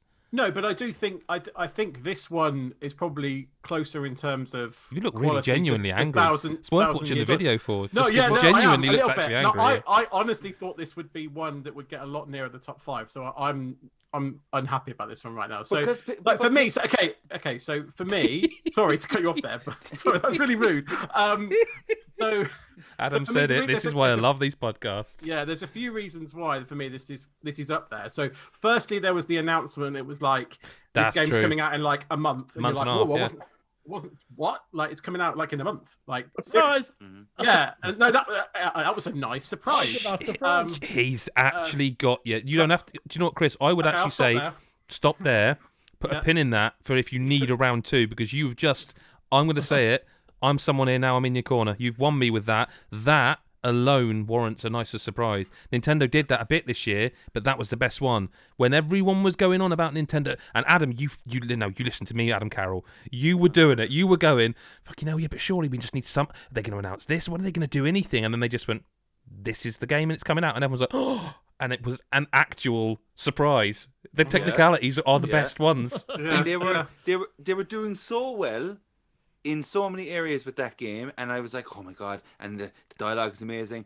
And then as it went on, the actual combat moments are so pointless. The boss ones aren't. They're pointless. They're like every battle it becomes like a few hours in, you're like, oh, I don't know, I enjoy this, it's satisfying, but there's no point in doing it. It doesn't in any way upgrade. That's a specific mechanic within the game.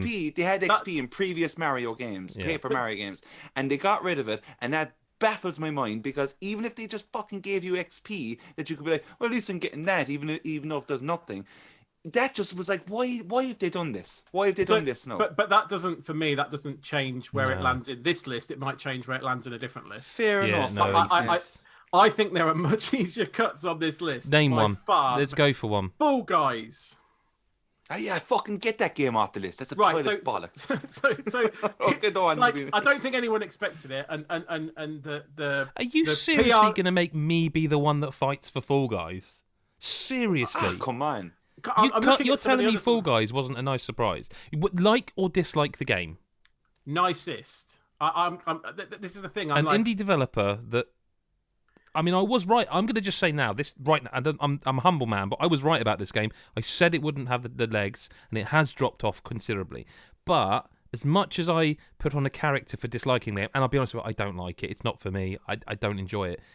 It was a lovely surprise and a great success story, which is in itself a nice surprise. The community managers there deserve a big pat on the back as well. Yeah. They were Can great. we just say here, though, you just said something there, Adam Cook, which is something that we kind of always end up doing in our Game of the Year pods, and that is, you were kind of going, it was a really nice surprise, but it wasn't a nice surprise for you in as such. And that's where this all lands. It's like, it's the five of us here now, and Delete it. Fall Guys didn't have an effect on Fine. No, you're right. really any of us as such. You're right. And that's just that. Nope, deleting it. Anyone's got any argument? You're right. It's not. It's not. Oh, nice. Yep, it's gone. Yeah. DualSense controller is not a video game, and these are game awards. Now, I'm not saying the DualSense controller wasn't a wonderful surprise, because it is a fantastic bit of kit, but it is not a video game, and these, generally speaking, are. Yeah, you can pop that up. I think. I mean, because it's nothing without the games. We can cover it in a different game, so it's fine. And the thing is, without those games, without, for example, one of the games on this list, you know what I'm saying? Yes. Are we agreeing that we cut this down to just? I'm not agreeing on it. And we're gonna sing its praises at some point. Absolutely. We got. I'm going to Six suggest a out. cut. We're going to sing its praises in with something else. Yes. Do you know what I mean? It's Yes. going to have its days. So. Immortals Phoenix Rising. Oh my word, Chris, you've lost your mind. Oh my You days. have lost your I mind. haven't even played it. I can't Ahead really of, react. we're cutting it ahead of Battletoads. Are you I can't get behind you taking Immortals off that No, list. he's lost his mind. He's has what's been- in that Dr. Do you- Pepper. I thought, oh Christ. That might be my number one. Because I was expecting a generic open world Ubisoft adventure. Yeah, Ubisoft checklist See, with I a different wasn't. look. I was quite keen on playing it and looking But they forward never- to it. but and they then never I played even it and I promoted really it. liked it. But I thought it was going to be. I thought Yeah, but you didn't Standard- expect to like it as much as you liked I it. didn't expect to fall No. absolutely madly. in love with Absolutely. Like, I was not expecting. I was expecting this to be to one I play 4 or 5 hours of pre-release to get a bit of a feel I for, so tell we you could chat on the what podcast. as well. I wasn't expecting to play 20 hours in a week. I mean, I know I've only played it on PS5, so I don't know what. And again, we've got that thing where we're up against, you've got some games that are on the latest hardware and some games that aren't. But I've never played a Ubisoft game this fucking polished before. That's Like, a that in fair itself point. That is is a fair surprise. point. Yeah. I mean, I just came off the back of playing Valhalla, which I loved, which I'm sure we'll But argue was- about yeah. later on, over on some list or another. But as much as I loved Valhalla, as much as I like what Ubisoft do with those games, it's a buggy fucking cesspit of technical issues. And I thought Immortals Phoenix Rising, another big open world. It's And gonna one be that's, the same and old Mick, just Ubisoft importantly, jank. one that they are not promoting. They at really all. are not jumping up and Watch down for Dogs, this game. Assassin's Creed, Watch Dogs, Yeah. Assassin's Creed. This But is hang on, better. Immortals is the best game Ubisoft have made in a long time. For me, Hands down, it's better than anything they've released in the last 2 or 3 years. That in itself, I feel. I was expecting it to be decent because I don't feel Ubisoft generally put out horrendous games. There was that Ghost Recon, whichever one it was, Breakpoint, which was pretty rough. I tend to like Ubisoft games. Same. I even quite like Breakpoint, but I didn't hate it. But I never liked them as much as I like this one. Never. Like, I've tried to get back into Assassin's Creed. It's that too might big. be the Zelda-ness right in it. Let's be honest. But man, there's a discussion we will have to have that at some point. It should bother me more than it does. It doesn't bother me because not many people do the Breath of the Wild thing, or get close to it, perhaps. And I've not played. I've played about 4 or 5 hours so far, and it certainly doesn't feel like a carbon copy. Like, there are obviously there are some similarities to it, and there's certain things it does do similarly, but there are things it does differently. If it you does copy feel like my it's got- homework, make it look. It's very different. confident. It's Yeah. confident. Yeah. Like we have had this discussion between like groups of us here, It's a swaggy game. No, but what I mean is like there's moments where you think, do they realise how much of a copy this looks like?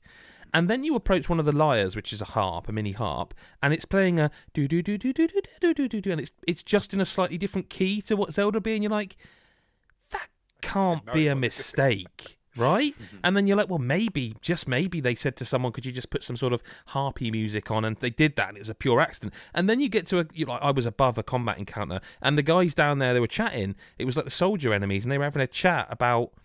Oh, yeah. It's something like, oh, yeah, the boss has said that the weapons are breaking. And then someone goes, well, who would make weapons that break? And you're like, they know. They absolutely know what they're doing. They know exactly what they're doing. And that kind of made it like, well, at least they're fucking admitting it. I'm genuinely, the worst surprise of this year is that Chris White went for that one. I'm stunned. It's not a surprise to me. That's what I'm saying. Like, this is going to be in my other list But we keep wanking off over games, but we're not actually cutting anything. But genuinely, you would have said 6 months ago that Immortals could be in your top 10. Well, I saw the trailer for Gods and Monsters. I was like, this is what's called something else. That's the other thing. They changed the name of it. They changed the name of it. It's a fucking horrendous name, by the way. I almost fell out of love. Even fell off my radar because of the name change. I was like, that's a shit name. Microsoft seems to be name. happy to let this fall off people's radars, which is a sin. Okay, so can we pause it for now, just because? Yeah, because I think there's other ones on this. Let's offer up a cut then. Let's offer. Ghost Runner. Yeah, I knew you'd want to cut that, and I can only argue it so far. But it is what you thought it would be.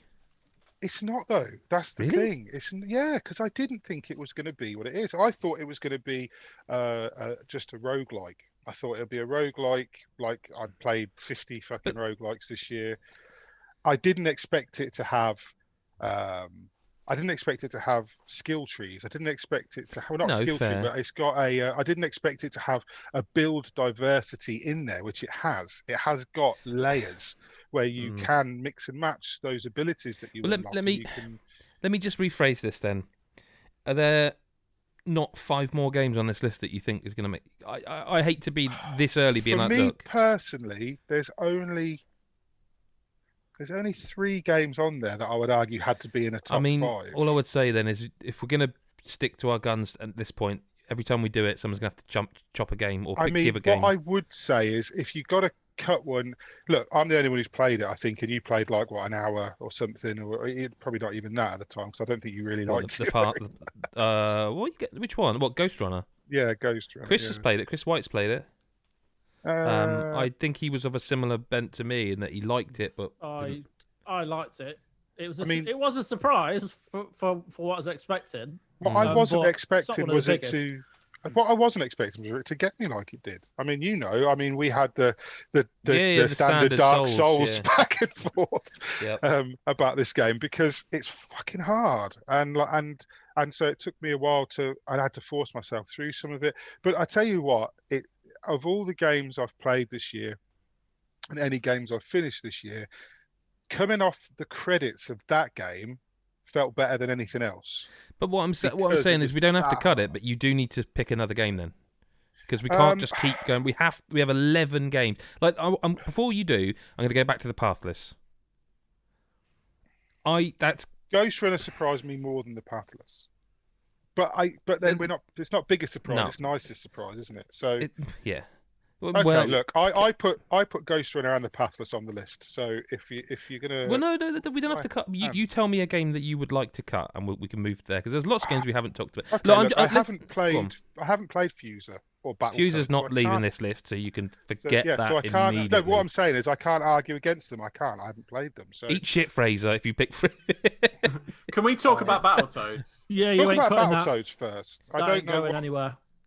I would rather. Look, I'll take a bullet. I would rather the Pathless stayed on the list than Ghost Runner. Okay. I'm glad we've talked about Ghost Runner because I do think that it deserves to be talked about. I think there's again.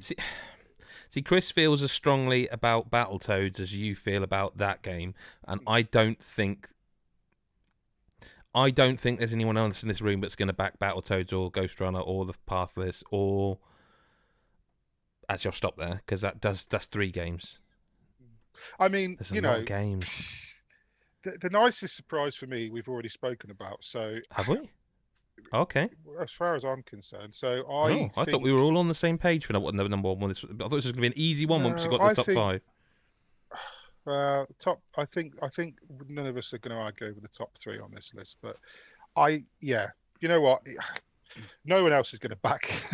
No one's going to back Ghost Runner or the Pathless. No, the Pathless is. So I was expecting something else, and I played it now, and I'm like, I wouldn't mind finding time for that. I wouldn't. I tell you what, then, be keen to cut for the sake really of don't like for the Ghost sake Runner. of trimming this list down, okay, I'll defer. I don't want to. I don't want to die on a hill for Ghost Runner. I enjoyed it. Let's delete Ghost Runner because you said you would like to keep the Pathless. So let's keep the Pathless. But I'd prefer, if I had to choose between those 2, I'll lose Ghost Runner. Okay, I Ghost still Runner's think gone. It's worth a mention. That's fine. It's definitely worth a play as well. We do need to talk about Battletoads. Chris Hyde, as you we do. mentioned. I hate Battletoads. Not the new one. I hate the original Battletoads games. I can't do. even Right, remember. I hated the original Battletoads, and I saw this and thought, well, how's this going to be any better? It's a new decade, like 20 years later or 30 years, however long it was, and it is genuinely the nicest surprise, bar 2 other games on this list of the year for me. I adore it. The combat is incredible. The variety and levels are incredible. It's funny. It's not video game funny where you roll your eyes at the jokes they're trying to make. Like, it's like a Cartoon Network show, like Teen Titans Go, something that you'll watch with the kids but end up really liking it. It's just a well put together game and a genuinely nice surprise. And I've been here before where I'll defend the game for me to just eventually go, oh, all right then, like Shadow of War. But I can't say this does not deserve to be in the top 5 because it absolutely 100% does deserve to be there. I'd back that it. The nicest surprise. It's not awful, and that's a surprise. This is probably, I think this is going to be a really tough one to cut down to 5. I think I'm looking at 5 in this list, and we barely talked about them, and they'll be the 5 I'd put in the top 5. And I think there are different top 5s with different people here. This is going to be very spicy getting to the end. Well, we have to cut some. I think maybe then we have to pick, we have to lock one. But the thing is, the one I'd pick to lock, no one's going to argue. We have to lock Astrid's Playroom. We have to. We have to lock Astrid's Playroom. Like, we have to lock that. Tony Hawk. I think I'm with Adam. I'm with Adam. I mean, if Chris is not going to budge on Battletoads, I think, and I really would like. If I lost Ghost Runner, I'm going to stick my neck out a bit longer for the Pathless if we're losing. I think we should cut Tony Hawk. Honestly, I do, and I love that 3 game. people voting it, Chris. Yeah, fine. Just fucking leave Battletoads. Okay, so we got 9. The thing is, I haven't played Paper Mario. No, So I neither can't really have argue that. So I haven't played Spiritfarer. I can't argue that. I think Paper Mario Spiritfarer needs to and go. Fuser, I can't argue. I think Spiritfarer needs to go. Really? Yeah. Taking a piss. I'm Are you serious. actually taking the piss? Yeah, are you serious? When You were pissing all over the when place. you get into that game, when you really get into it, Hold up.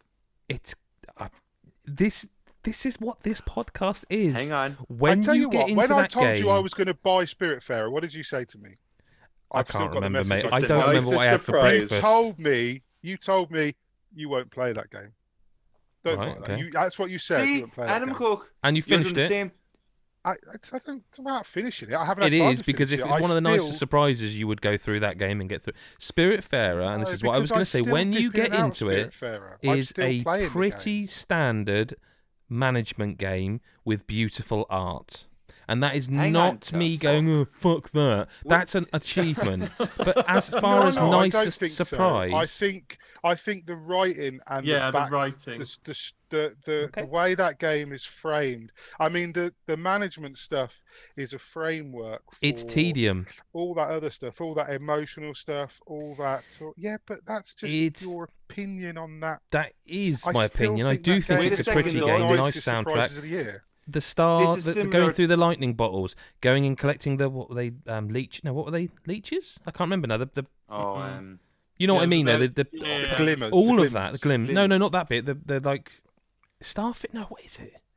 Got jellyfish. I think it is, isn't it? Yeah.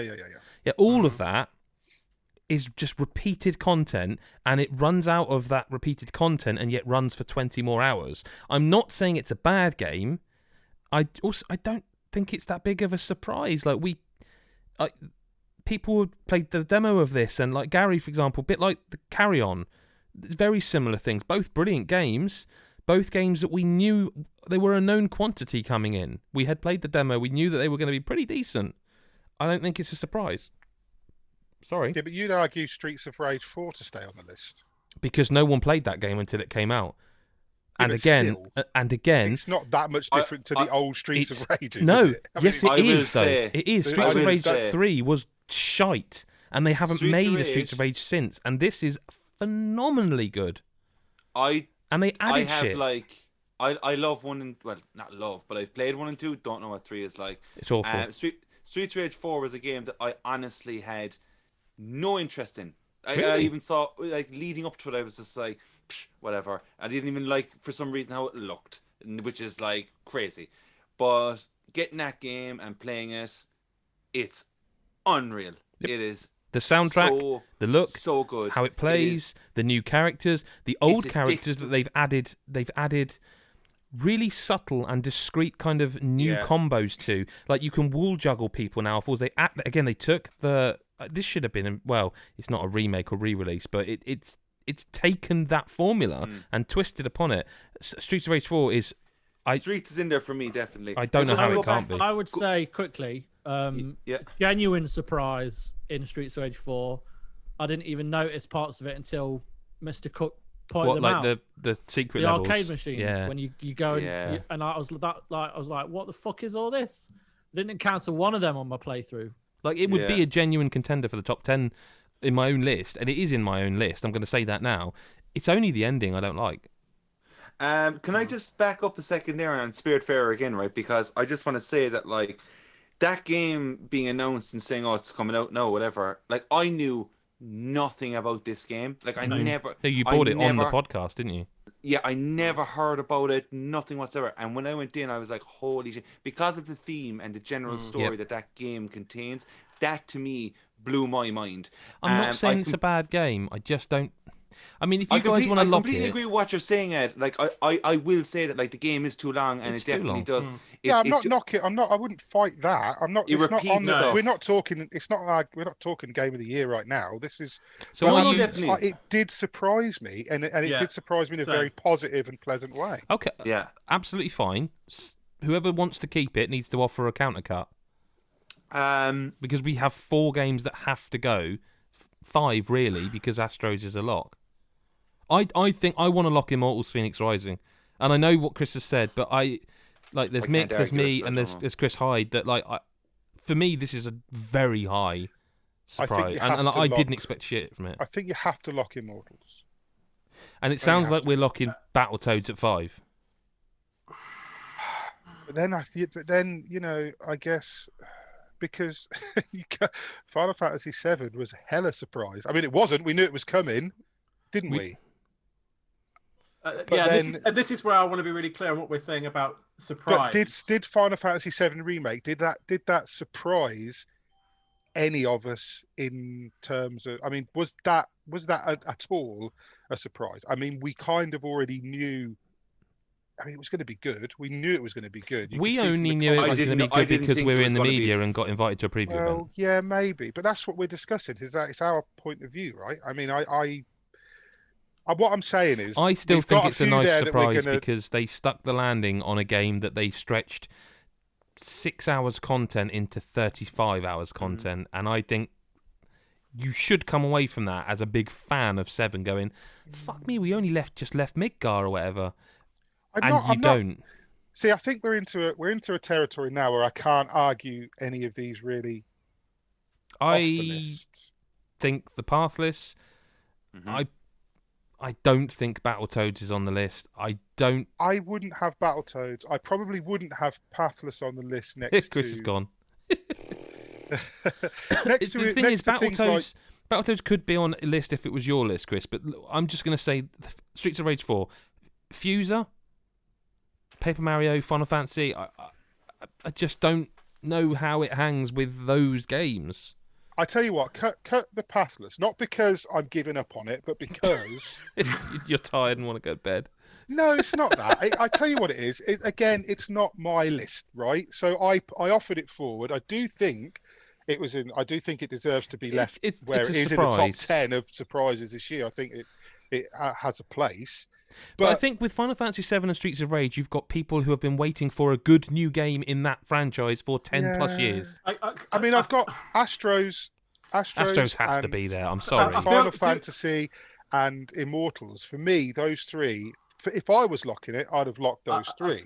I feel like where we need to go with getting some locks is more multiple people saying they're in my top 5. Hang on a minute. What if you put that? Battletoads? What if you put Battletoads head to head now with Streets of Rage 4? Purely because it's a battle that's not fair on Chris because it will lose. Like it literally, Adam, Chris Hyde, wouldn't Chris lock Streets of Rage 4? I mean, that's we don't do that. We can't go. You can only have this if you don't have. I can't argue. I need to ask a question because I am the host and this is a devil's advocate situation. And none of you are going to like this, but I want you to seriously think about the question. And I think the reason I'm asking it is because I know deep down in my heart it needs to be asked. We've locked Astro's Playroom. Now, there is no question in my mind that being a free pack-in is an incredible video game that will feature on lists this week, this run of Game of the Year. That said, Christopher White, you and I both played Astrobot VR Mission. Is it a great surprise that Astro's Playroom is as good as this? No. I played this. But there you go. Is it not the fact that it's free? I think everything. Again, it's purely devil's advocate. Astro's Playroom is a wonderful game. If you're going off the gameplay, no, not at all, because it was brilliant. Astrobot Rescue Mission was phenomenal, absolutely phenomenal. So no, it isn't. But the fact they made this and gave me along. Okay. No, you're right. No, it's fair. It's a lock. It is a lock. I just needed to because I felt like I wasn't giving any back. Look, we need to. Look, I think we go around the room and we all suggest a lock, and if we get 2 votes, we think about locking that. Okay. I'm going to say Streets of Rage 4 for me. Adam Carroll, what's your lock? I'm going to say Final Fantasy 7. Okay. Mick Fraser? Immortals. Okay. Chris Hyde? Paper Mario. Oh, fucking hell. This is I know. Chris White? He's just... What's your lock? I knew it was going to come to this. What's your lock? Go on. If you can only have one... Is it Battletoads? If it's Battletoads, that's fine. Yeah, but... That doesn't change this list. It's Fuser.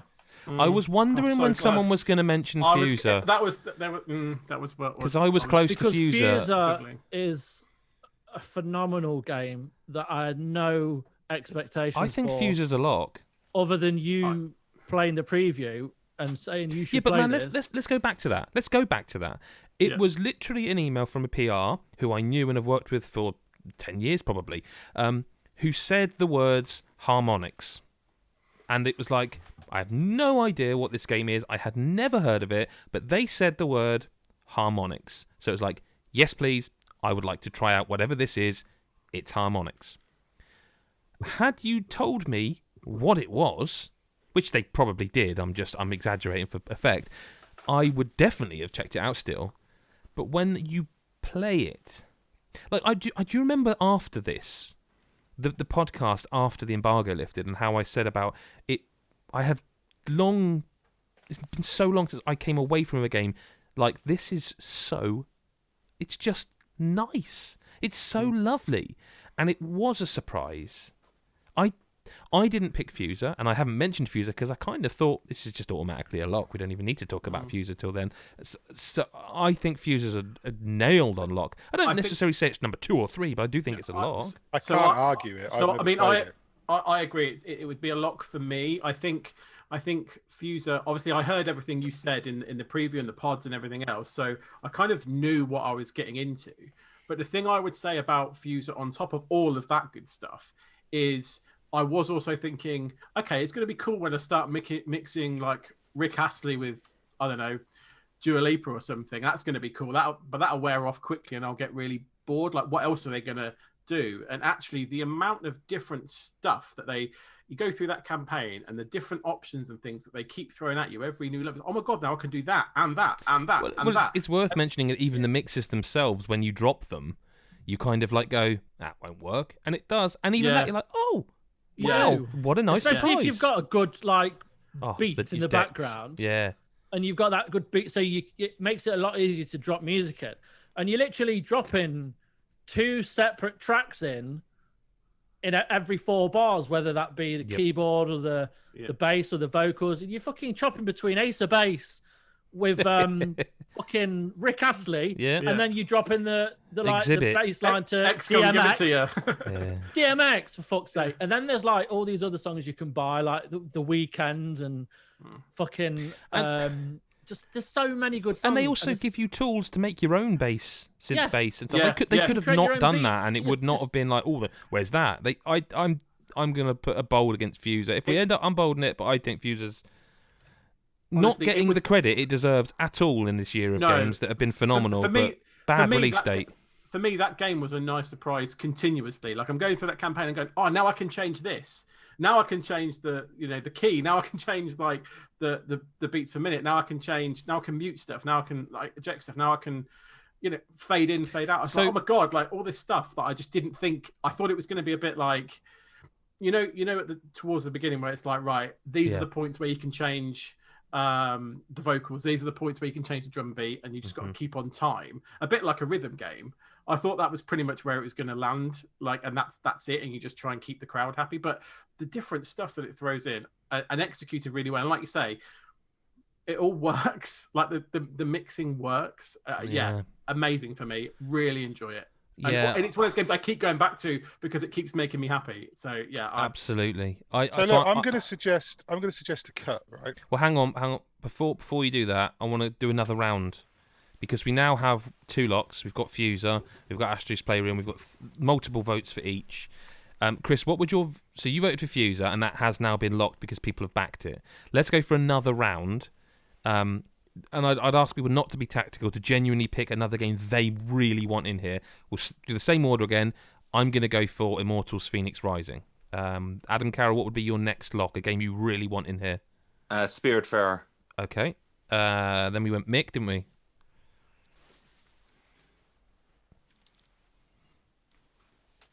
He's thinking. It's dead air, Mick.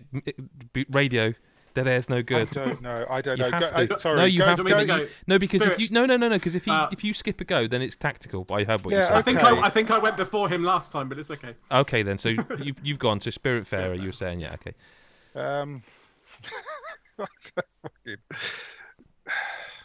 Final Fantasy VII. Okay, and Chris White.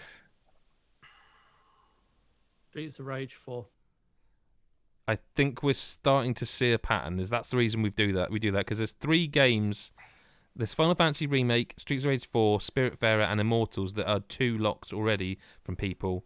We've got Battletoads, the Pathless. I would execute the Pathless. Okay, we have to. No one has asked to lock it. Yeah, I mean, no one else is fighting for it. I liked it. I'm not gonna, it's still for me. It was one of the nicest surprises. So again, this isn't not my list. This isn't legally binding, but let's do one more round and see where the numbers are. I'm trying to remember what I voted for now. Fuck, I can't remember what my first one was. What was my first one? Streets of Rage. Wasn't it? So I'm gonna go and I'm gonna say Final Fantasy Remake. Adam Carroll. Fuck it, Spiritfarer. Oh Christ! Said that last time. Can't vote for it He did say it's Spiritfarer last time. Oh shit! Sorry. Sorry. Apologies. Streets of Rage 4. Okay. Chris Hyde. Immortals Phoenix Rising. Okay. Mick Fraser. Spiritfarer. Did you not say that? Oh, it doesn't matter. No. Okay. No. And Chris White. Final Fantasy. You haven't picked Battletoads yet. Well, what's the point, mate? Oh, okay. What's the point? It's gonna flip the fucking table in a minute. Oh. So it's fine. Final Fantasy. So looking at that, we have a list of 8 currently, with 2 that we feel are locks. And if you look at Battletoads and Paper Mario, I think then Final we're into Fantasy a VII Remake conversation. I think Final Fantasy VII Remake is a lock. That's got 4 votes, man. No, but this isn't a binding thing. It's just to gauge the temperature. I know, but I'm just saying. No, I think it is too. That's why we all picked it. Literally, who didn't pick Final Fantasy? Me, because I haven't played it. Okay, that's fair enough.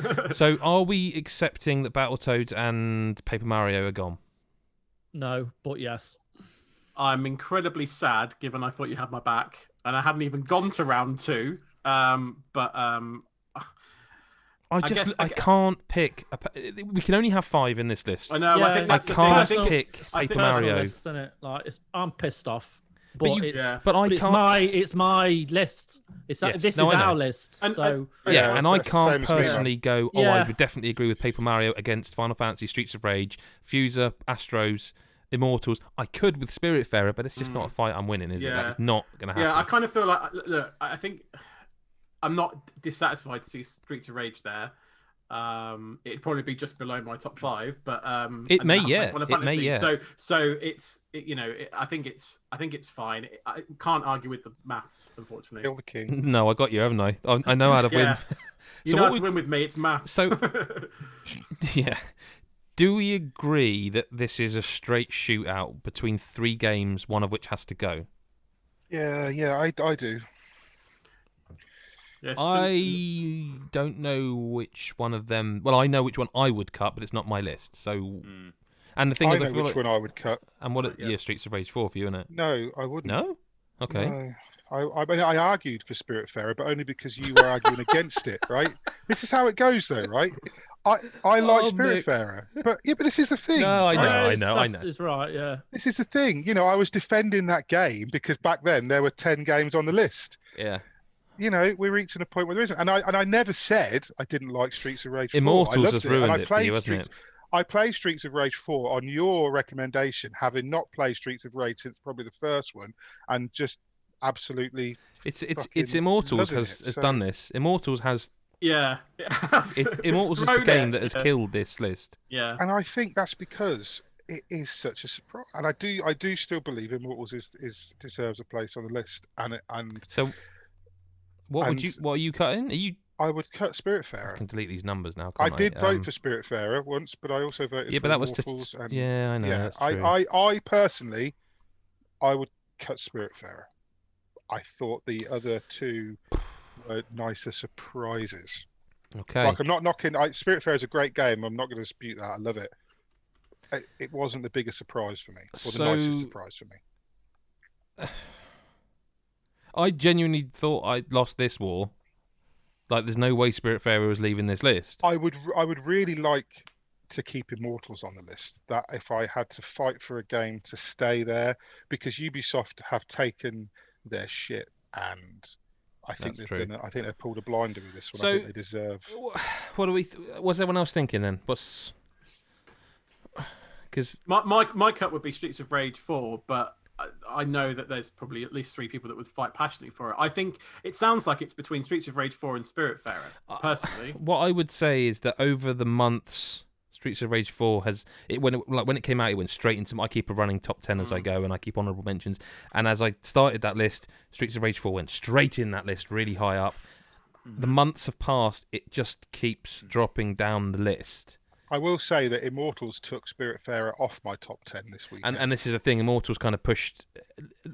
Immortals, Astros, a lot of these games kind of came and... So you would lose Streets of Rage 4. Adam Carroll, what would you... I know you haven't played Immortals yet. No, I haven't.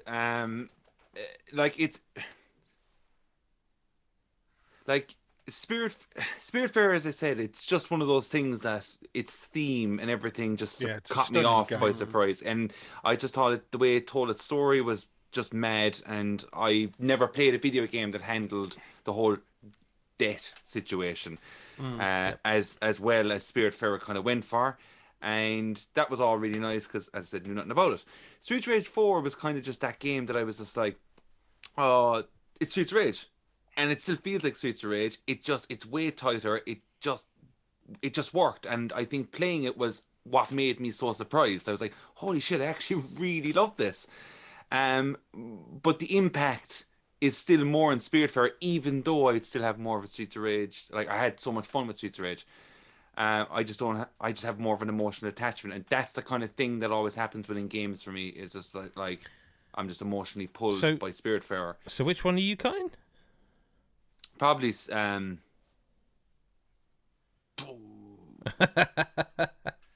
thought. I haven't heard that noise in a year. I mean, if you aren't able to, can anyone offer the one? Can I quickly ask there, right? Because I don't know much about Fuser. Is that a DJ thing? It's basically Drop Mix, the game. Have you ever played Drop Mix? Okay, so they made it into a video game. It's obviously brilliant, yeah, It's and everyone's phenomenal. like totally Yeah, fucking phenomenal. loving it, right? They're not. That's the trouble because it Why came are you out surprised? next gen Why release are date. you surprised by a music game being good? Because I think a lot of games in those kind of things are always they're really well done. No matter as the time goes on, it just gets good. Like Yeah, but no one makes them anymore. okay, but that's not Harmonix fell off the radar quite a lot, and music games kind of took a big step back from what they were. Much like the extreme sports that Tony Hawk's did, they just fell off. And that's what music games did. And then out of nowhere, this game was announced, and it's come out, and it's one of the best rhythm games, like not rhythm games, but music creation games, whatever, that has ever been released. Like, it's phenomenal from not what we talked about, but then you've got the free play mode, which is literally you could spend hours and hours and hours co-op. just Well, not batting co-op, about. but You can share your music online. Like, it's just little things like this that have just that's enough for me. Elevated it, mate. So I think as a surprise, it's absolutely I think one of the nicest surprises of the year. Harmonix had two choices. They had to go away and completely change the kind of games they made, or they had to come up with a way of making a game like they make that had no plastic instruments whatsoever, no barrier to entry, no nothing, and they absolutely smashed it. Smashed it. Look, to go back to what you asked me, Ed, I would probably say Streets of Rage because So two cuts for Streets of Rage, I'm hearing them. Yeah, because there's just Spiritfarer did catch me. I didn't expect it to be what it was. Anyone? So two. What, Mick? Which one did you cut? Spiritfarer. I said Spiritfarer. So I think it's just down to Mr. Hyde, isn't it? No, he said I Streets was of the Rage. one- Chris Mr. White. Yeah. White is there. I haven't played Spiritfarer, but You would love it. I would love it. I would love it. I think he would actually. I just want to kind of. I'm not suggesting to cut Immortals because I know that's not going anywhere. But I think one of the benefits of being in our position is we get exposure to these games before they're Absolutely. released. Yep. So I've kept quite an eye on this game. And when I did like an event last Monday where we sat down and listened to a load of the devs and writers and whatnot talk about this game, show a lot of footage, and I knew that I was going to love it. So when I got to play it, like, it is by far one of the greatest games of the year, and it's going to be really interesting when we talk about where, because I thought I knew what my games of the year were. Yeah. And then this came along. And it is. We'll talk about why it's so good later. But Yes. it wasn't a surprise to me because I kind of knew I would love it. But I haven't played Spiritfarer, and it's tough between them two. So even if I picked Immortals, it wouldn't be off this list. So I think I'm going to go with Immortals again. I'm going to say this out loud. Cut Streets of Rage. There you go. Because I think champion Adam Cook. I think Spiritfarer will be a game that sometimes Chris White would absolutely love. Yeah. I think he would. Because I know he loves Animal Crossing, and there's massive elements of Animal Crossing. I actually can imagine. I remember, like we talked about, like, a lot of us have had the situation with Animal Crossing. Our wives have played it, our other halves, our friends who don't play games. Chris White, I remember, your missus. I remember her playing it. I think during a podcast recording at one point. I think she'd like this game. And it's weird to be going, oh, that's what it should make it because someone might like it. I know you, and I know you'd love this game. I think it would. If you'd played it, I think it'd have you in bits. Even if I wasn't here, it still sounds like Spiritfarer deserves to be on this list. Mm-hmm.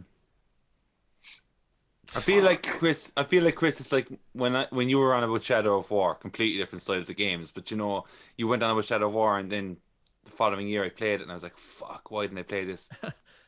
back then, you know. I mean, I will. I mean, there's a good chance I'll play this before. It's in Game Pass, I think. I don't know if it still is. Before It we talk was. about Game of the Year, because we've got a few weeks Streets of now where we Rage, can, you know. But I think your locks are everything bar Streets of Rage. Which It's going to come up again. fuck. Yeah. I can't. The I'm games not, that are left on this list, you know. Spiritfarer would is go number either 5, way. though. I think. really would. I think. Spiritfarer is number 5, though. Yes. Yeah, Because I you would can't agree go with any that. higher on the basis that Chris probably will like it. yeah. Can I just say then that I would put... look, I haven't played Fuse or Immortals, but going off at the back of what you say, I think Final Fantasy is probably number 4. I agree. I agree. Yeah.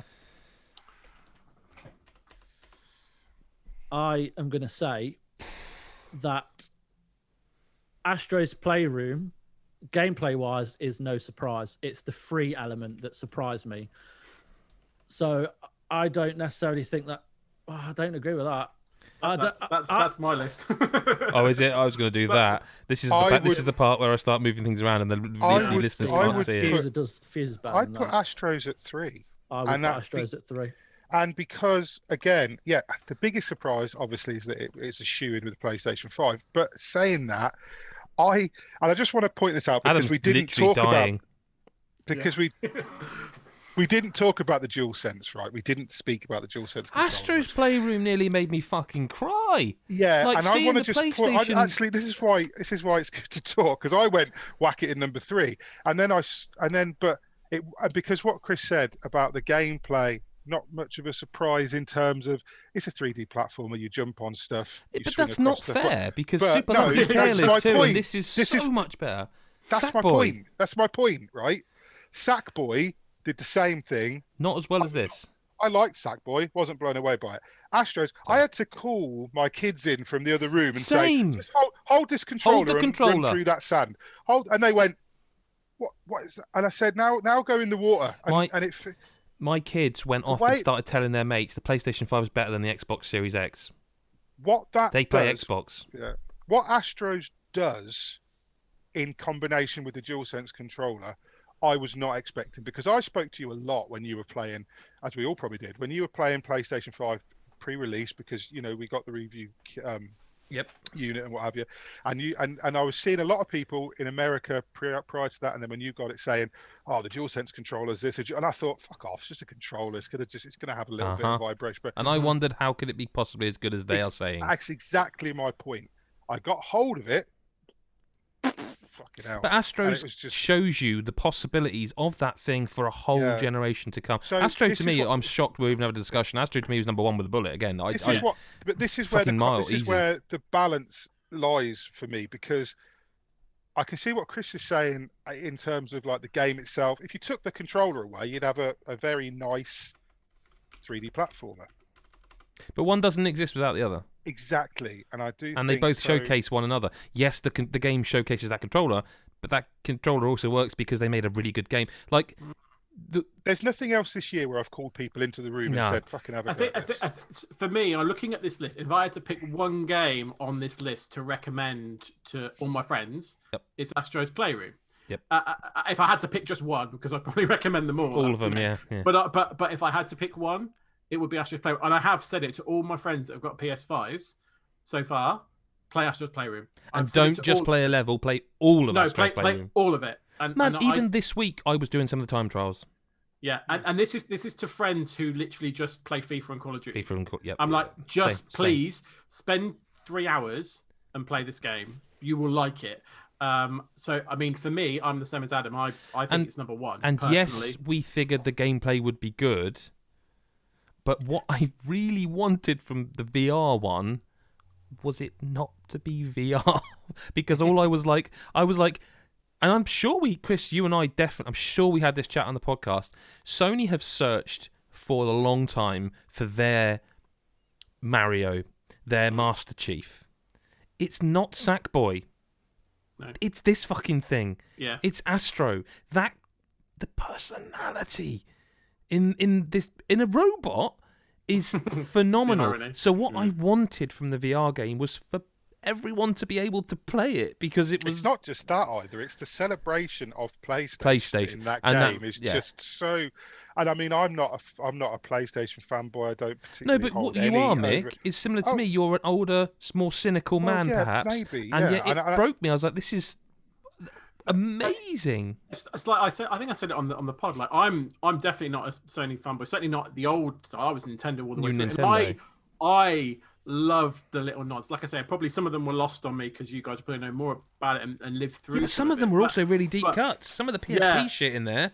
Yeah, there was a lot of references without being sort of an arrogant celebration of how great Sony is. Yes. It was very conservative in that sense. It was like, no, we're just enjoying ourselves. Yeah, it didn't feel like a shot. It felt like this is what we've been doing, guys. Yeah. I really liked it. I really like that element of it. I just feel bad arguing about Fuser going anywhere because I've not. I think Fuser's number 2. I think Fuser's number 2. I think it's Astro 1, Fuser 2, Immortals 3. That would be my 5. Adam and Chris White have been very quiet. No, I've just been listening. Do you know what? I'd forgotten about the DualSense side of it because What did your girls think of it? You must have. Oh, I love it. But I mean, your girls are a bit younger in that they probably play games, but not perhaps as much as say my kids who are like 15. Yeah, and that's why Sackboy has I have a different opinion of that than others because I've played it with my girls. See, I want to play that in co-op and haven't had the chance. But it's hard to argue that, to be honest. Like for me, Fuser is number 1, right? But as a democracy, as a collective, I think the argument for Astro to be 1. You can't argue against it. How do we feel about that list as it sits there right now? I like Astro as. See, I've just hopped up on Immortals because I've been playing it. No, I agree that game. But man, it's in a good spot right there. Yeah, I do think Astro's is a third-party AAA game is in third place for biggest, nicest surprise Astro's type Playroom situation. is just. It's fucking sublime. And I think also by looking at that list now, going back to what Chris Hyde said about like which games you would say to people, play these. Those 2 games are both smaller games that people might skip over. I also don't regret losing any, which I thought I would by the end Adam of the list Carroll, like though, I'm worried about. I don't know if he's going to be sick or is happy or... No, listen, all the Astro chat for me was just kind of like, off you go, lads, talk away, because... Like if it makes number 1, that's it, and I don't say nothing. Yeah. Because Astro's Playroom could be fucking announced at a €70 price tag tomorrow morning as a physical. I said the same thing, man. I said, you know what? They should have charged for this fucking thing. It's an absolute crime if it doesn't come out in a full game down the line for the PS5 using the DualSense. And I'll be brutally honest, I love the game so goddamn much that like the DualSense side of it. If it didn't even exist, I'd still enjoy good, the hell out of it. It actually feels nice and responsive. And do you know what? I'm going to say it probably earlier than I need to. It's the closest thing I've played to a Mario game on a non-Nintendo system. I agree. Yeah, that level of. I think I said it on the pod. For me, it was the short version of Mario Odyssey, and that's a really big compliment. That's what I was trying to think of when I said earlier about the whole PlayStation celebration thing, because Nintendo do stuff like that. Nintendo are very good at not arrogantly, but they're very good at going. I mean, Nintendo hang on to the same franchises for decades, and people love it every time they bring something out. And Sony have been trying to do that with Little Big Planet and Crash Bandicoot and stuff. But Astros is the first one where you feel like, I don't know, you feel like you should have been there all along. I don't know. But I'll just say as well that like when we get to best moment, like I said this to you, Adam, days but, like, away. Yeah, but there was a situation in Astro that that has a few. The phrase gets said by people where like your jaw dropped, whatever. I am not joking. My jaw actually full blown dropped in a moment of Astro. Well, so I'm delighted if it gets number 1 here. Let's look forward to that, and as days to come, we have a list of Nicest surprise. In 5th place, Spiritfarer. 4th place, Final Fantasy VII Remake. 3rd place, Immortals Phoenix Rising. 2nd place, Fuser. The winner, Astro's Playroom. Moving on to the last award for today. Here's one more. Biggest disappointment, which last year was Anthem. With WWE 2K20, Shenmue 3, Ghost Recon Breakpoint, and Trials Rising to back them up. The list this year Halo Infinite, Doom Eternal, Sackboy: A Grand Adventure. Is it a big adventure? It doesn't matter. We'll figure it out. Big adventure. Isn't it? Yeah. Deadly Premonition 2, A Blessing in Disguise. Next Gen Console Supply, Torchlight 3, Ghost Runner, Trackmania, Ori and the Will of the Wisps, Bright Memory, FIFA 21, Disintegration, Super Mario 3D All-Stars, Rocket Arena, Spelunky 2, Marvel's Avengers, Marvel's Iron Man VR, Minecraft Dungeons, The Last of Us 2's fan reaction, Predator Hunting Grounds, and Crucible. I think there's quite a few we can cut quite quickly and easily. Yeah, I think so as well. I think we have to cut the... So I think we have to cut Ori and the Will of the Wisps, because I put that in there because at launch it was rough as balls. But then I thought about this more, and do you know what? Most games seem to be these days. So, and it's also a game I 100%ed and think is one of the best games this year. So it can't be... Yeah, I mean, I put it on the list, but I think it's... Oh, did you? It's but I mean, I just remember obviously reviewed it, and I remember talking to you. Well, it's interesting that we both put it on there. I think, or thought we did. I think we spoke a lot at the time of how disappointing this felt, because this game did have so much promise. Well, it does have promise. It's a good game. I'm not saying it's a bad game, but it was marred at launch with technical issues. It was frame rate drops, and it just. It did feel when I was reading it like such a shame, because you could see what the intent was, and the design behind it, and the visual aesthetic is great, and is great now. It even released on Switch and runs really well.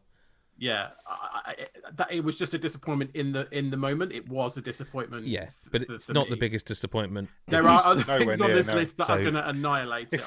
If we're narrowing this down to 3, we need to. Yeah, there are. I mean, so Disintegration, I don't even know what that is. It was pants, and it was not, and I thought it was going to be really good, and it wasn't. So I added it to the list, but it's not by far the biggest.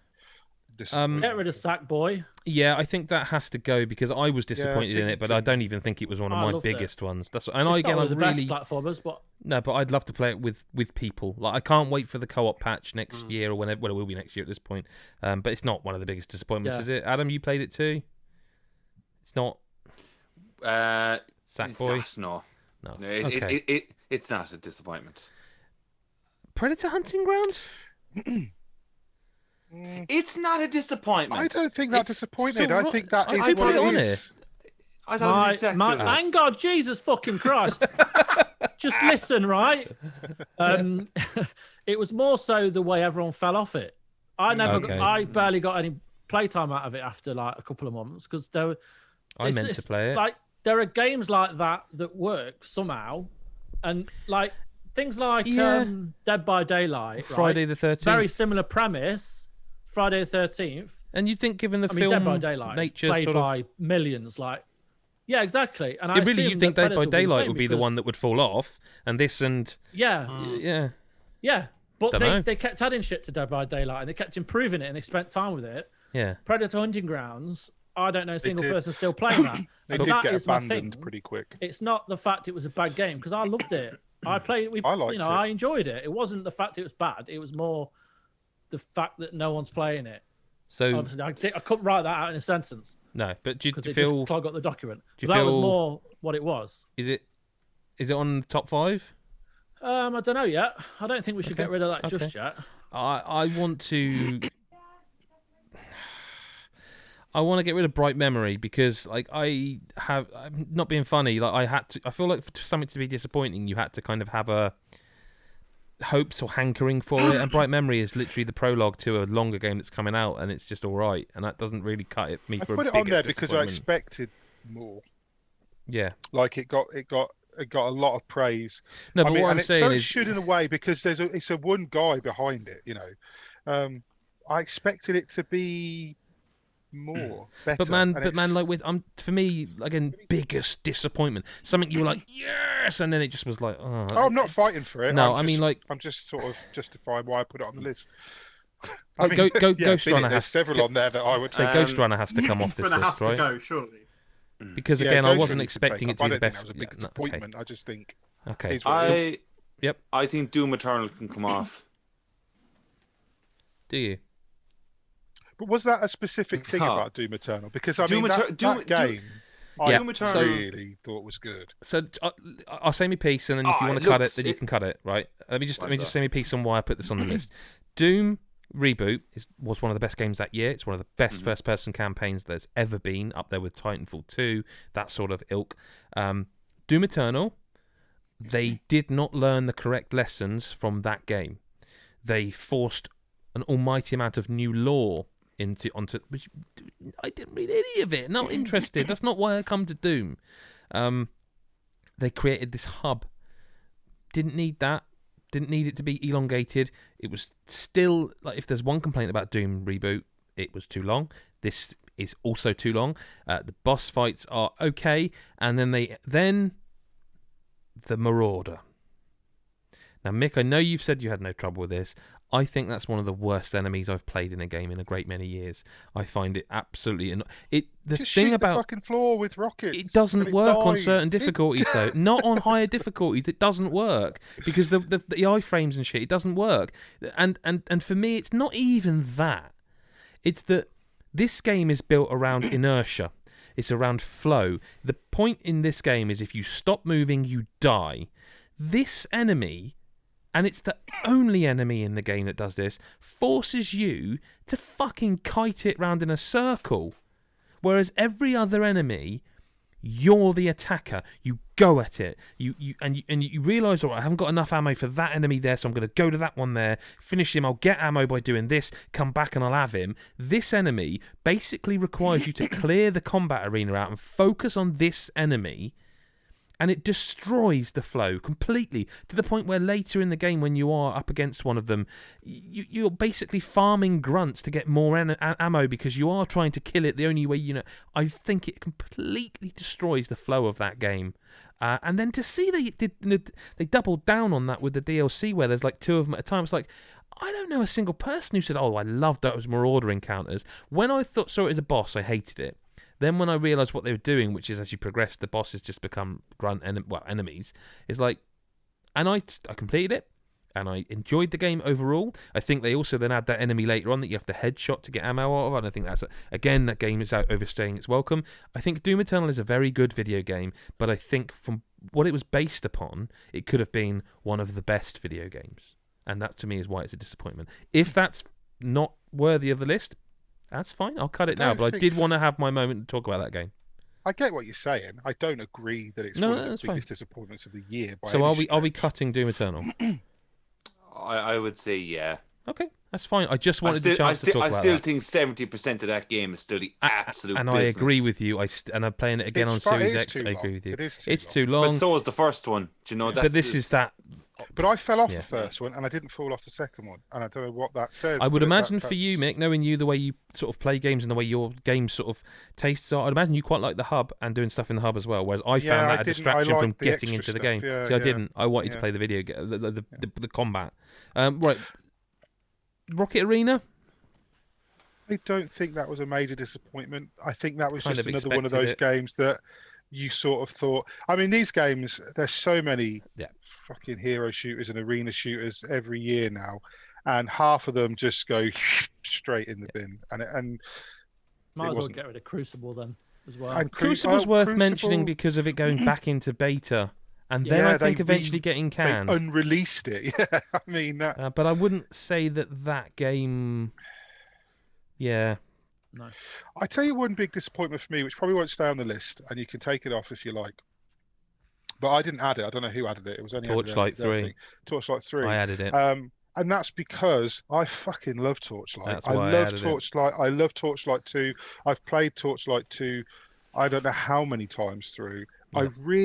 I was so excited for Torchlight 3. Like, so excited. Like, how excited I was for Anthem last year, I was excited for Torchlight 3. I thought it was going to be fucking superb. And then they said, we're going to release it into early access, which rung alarm bell straight away, because I thought, you should know what you're fucking doing with this franchise. You should know where you're going on a third game with this franchise now. You know, Diablo 3 is still fucking played by millions of people. I mean, this is a Path of Exile. This is a genre that doesn't die. And all you're doing is releasing a third entry of a beloved series into a genre that doesn't die. How can you fuck it up? And they fucked it up. So is it on the list though? I don't know. I'd like you to put a pin in it Yeah, because there's only 3 yeah. spots and there's some bangers on this list. Do But you know? but I've- Torchlight 3 is for me one of the absolute most gutting releases this year. Do you know what I think can go off, because I just don't feel like it's deserving of a slating, because it just came out and it was just like, I was like, that's perfectly fine for what it is. I think Minecraft Dungeons. I think Minecraft Dungeons is just fucking. You see, I'm it's an Diablo outlier. for kids in a way. And with that's the Minecraft. thing. My kids do play it. fine. I'm the outlier here. I just think it should have. I think you're right. It's not. I think you're right, unfair but to just bash it. Like it's. No, I but it don't wasn't think it is exactly unfair. I don't think it is was unfair because very fuck average. that. No, fuck me. Minecraft is the Minecraft fucking is the most name. played game in the last 10 But I didn't fucking mind years, Dungeons. and all they could do. I thought Yeah, it but was it's kind of not fun. it's not about not minding it. I didn't That's mind disappointing it. I think alone I to gave say, it a "Oh, I 6. didn't mind it." I 6, didn't yeah. mind it. It's fucking Minecraft. The amount of stuff you could do with that world in that genre is fucking mind You blowing. can't even break blocks. You know what I mean? Like you could craft everything in Minecraft, and then they put you in Minecraft Dungeons, and you can't even craft fucking weapons and armor properly. You can't. That Mick, you're getting heated. Do you want it to stay? I don't want to get heated because I'd rather it's just Minecraft Dungeons Minecraft stayed Dungeons. here I don't than want to die on Torchlight that 3. hill. And I do get what you're saying because my kids played it. They played it for quite a bit. They went back to Fortnite because I can't get them off Fortnite. But they went, they did play Minecraft Dungeons. Yeah. But for me, I mean, I thought an isometric dungeon crawler in the Minecraft world, the sheer possibilities that could have been.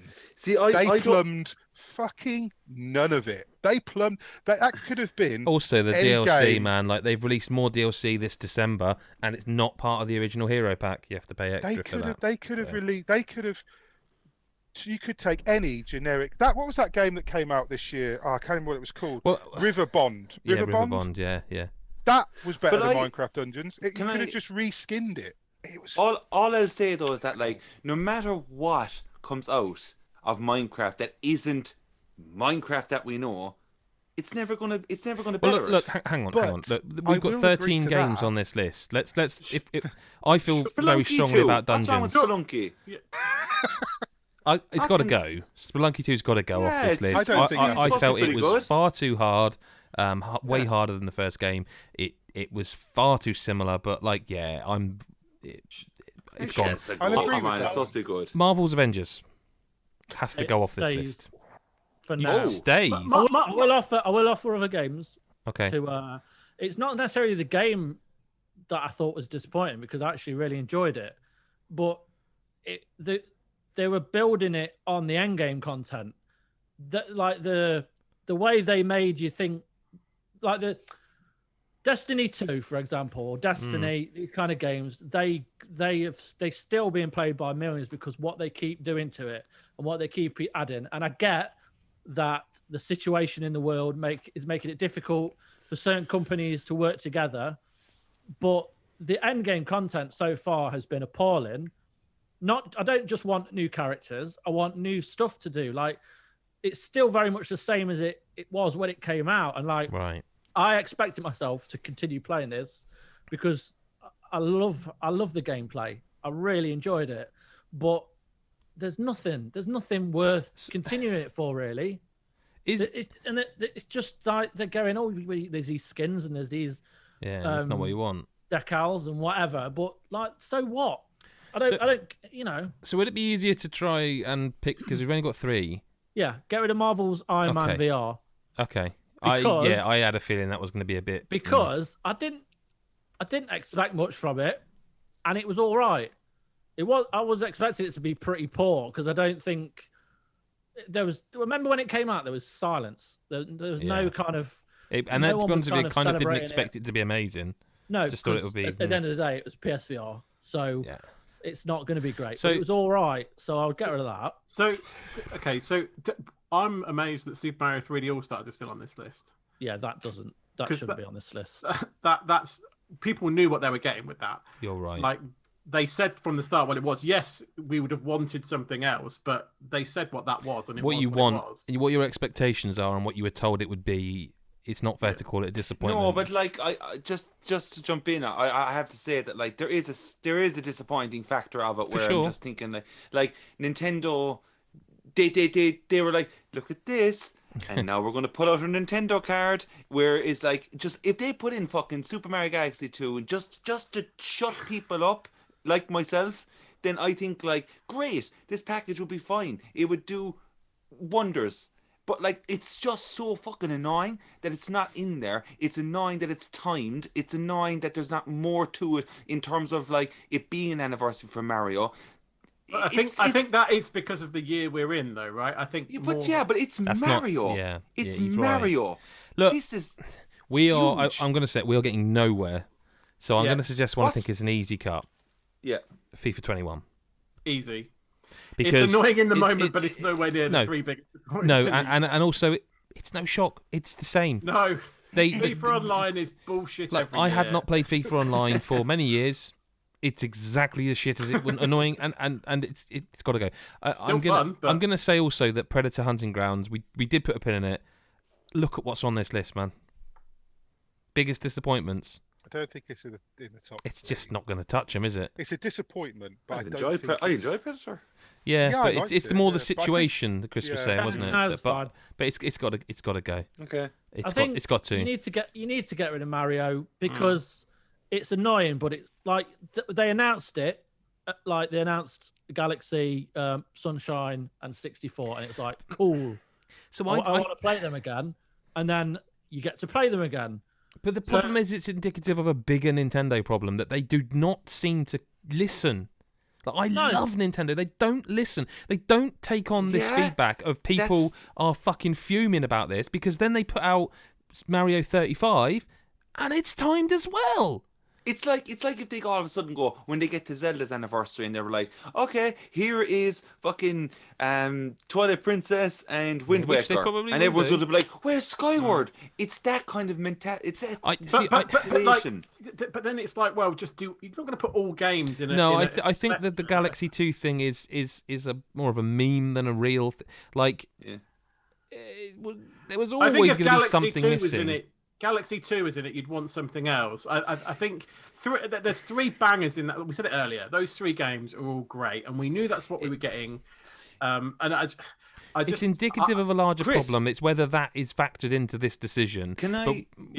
I agree with that wider decision. I do. Nintendo never bloody listen. Otherwise, they're online at about 10 years They're ago. even now having a go at their own community over like the Smash Brothers stuff. They just will not listen to feedback on what people want from them. But that is not what we are saying. We are saying, is look at this. Super Mario 3D All-Stars one of the biggest disappointments of 2020 in gaming? Not a chance. But you look at this, right, for a second, right? I think this is just what Nintendo get away with. And Nintendo, my favorite, right? But this is just what they get away with. We were talking about Astrobot just a while ago. That is something that came out for free on the PS5, and look at the love that they put into it regarding their whole history. But they kind of had to, because it was to show off the controller. Of course, but what's stopping Nintendo after all these years with this fucking plumber? Simple. They don't need to. We all bought it. Every one of us in this room. That's disappointing in itself. It is, but that is not. We are asking: is Super? Is the game disappointing? I wish I had the box. Is this box? Yeah, one of the biggest. Is Nintendo's they could have attitude? Even put in a manual. They could have put a manual. No one I think we're nitpicking now versus the other disappointments. Like, I don't know. Well, the rules are simple. If we want to keep it, we've got to cut something else. I'm going to just say, I want to cut Trackmania. I put it on the list. The disappointment for me, again, this is more that I put it on because I wanted to talk about it. Trackmania is a game series I love. It never reaches the audience it should. This one could have. They finally did it. They had it. They had it in their hands. They had this really well-made game, the opportunity to finally make Trackmania, and because it's Ubisoft ultimately, they own it, another one of their franchises that people cared about. They fucked it. All the language within the game was confusing. No one knew what they were getting, what version of the game they wanted, what membership they should have. They ballsed it up, and that's disappointing to me. But is it one of the biggest disappointments? Not even close. And I'm the only one who played it, I think, so bye-bye. I'll tell you what else you could probably drop, and I don't know if you'll agree. I don't think... Is anyone that shocked and disappointed that Deadly Premonition 2 was arse? No, I think you're right. I put this on here because it's really crap. But And I don't want to get so's abusive Deadly about the Premonition. developers or the I people know who it's made got it. a cult following, but Deadly Premonition is not great. It's got some good stuff. Francis York Morgan, all that stuff, a great character. I but would expect better from I think it Nintendo. would- I would expect Nintendo to send this game back and say, no, we won't have an exclusive excellent game point. running Yeah. at 20 frames or less. I Make think this game that's the work. biggest. That may be the big disappointment, but I don't think Mick, man, you didn't see this game running. I'm not being I funny. wouldn't have like, touched it, to be no, honest. I know you fucking wouldn't, but hated man, Deadly I Premonition. wouldn't have cannot played tell you how sequel. badly this game ran, how badly the game's audio was mixed. There's just models glitching through other models. I think Like, you I'm sent me a sorry. few Do you remember the clips of it, I Nintendo think, after series, release. the Nintendo Seal of Quality? Good job that doesn't exist anymore, eh? You know, I know Yeah. we're in different times, but I would cut Torchlight, Marvel's Avengers. I would cut Minecraft before Deadly Premonition. Yes, I think as well. The thing that wound me up a little bit about this, I don't necessarily like it, but it's the almost the arrogance when people were moaning about it, like, yeah, it is what it is, from Swery and stuff, and I was just But like, that's my point. That's why is it that much of a disappointment that it was that bad? Really? No, you it is, 'cause, expected it like, to be really good. Did you really? I expected it is- to run at 30 really frames good? mostly. I expected the audio to not. I expected when you skateboard, the audio to not drown out the dialogue. yeah, I expected to not be would- forced to play with subtitles on because I am of fine hearing, and yet I still couldn't understand. I'm sorry. I'm Better. not a fan, but I expected better. And I don't want to have a go at the developer or the development team. That's not why we're here. It is a disappointment to me that game was released the way it was. Because it actually starts in a way with the investigation stuff where I'm like, oh, they might have finally got me. But the second you get out of that prologue into the real world, Yeah. wow. Yeah, it's a humor. Like I am a big fan. You are, of the first Deadly Premonition, and I know it has its rough edges, but that made the charm. It does not mean that they can do it again a second time I and saw even a lot worse. of people arguing that. Well, that was the charm of the first game. Well, that's not the point, I guess. But No, it's not. I But don't- just like as you said, like the character and stuff, like he is brilliant. All the references to what he does and stuff is great. But like as Adam was saying, for the fact that Nintendo let this be an exclusive, if it just ran smooth, if it just ran well, the game would be fine. Like that's just the thing. The open world is a disgrace in it. Like when you get out there, it's just awful. Look, we have to think cut 5 games. Minecraft Dungeons is not a disappointment. I think Minecraft Dungeons is a disappointment, but I don't think it's hanging with the rest of these. Like, we haven't mentioned Halo Infinite. That's got to be on this I list think for me. Minecraft Dungeons is more of a disappointment than Marvel's Avengers. I think it's more of a disappointment than that's Torchlight fair. 3. Yeah, but I think all 3 of those need to be cut, is what I'm saying. I agree with you, probably, but I think that Dungeons, Avengers, Torchlight, probably Mario, all have to go, and then we're into stuff that's genuinely, like, really gutting. Okay. Yeah, Like, because go for it. we haven't talked about Halo, we haven't talked about the console supply for the new generation, we haven't talked about The Last of Us 2 and the whirlwind of shit that surrounded it. They are so disappointing. They're not surprising, perhaps.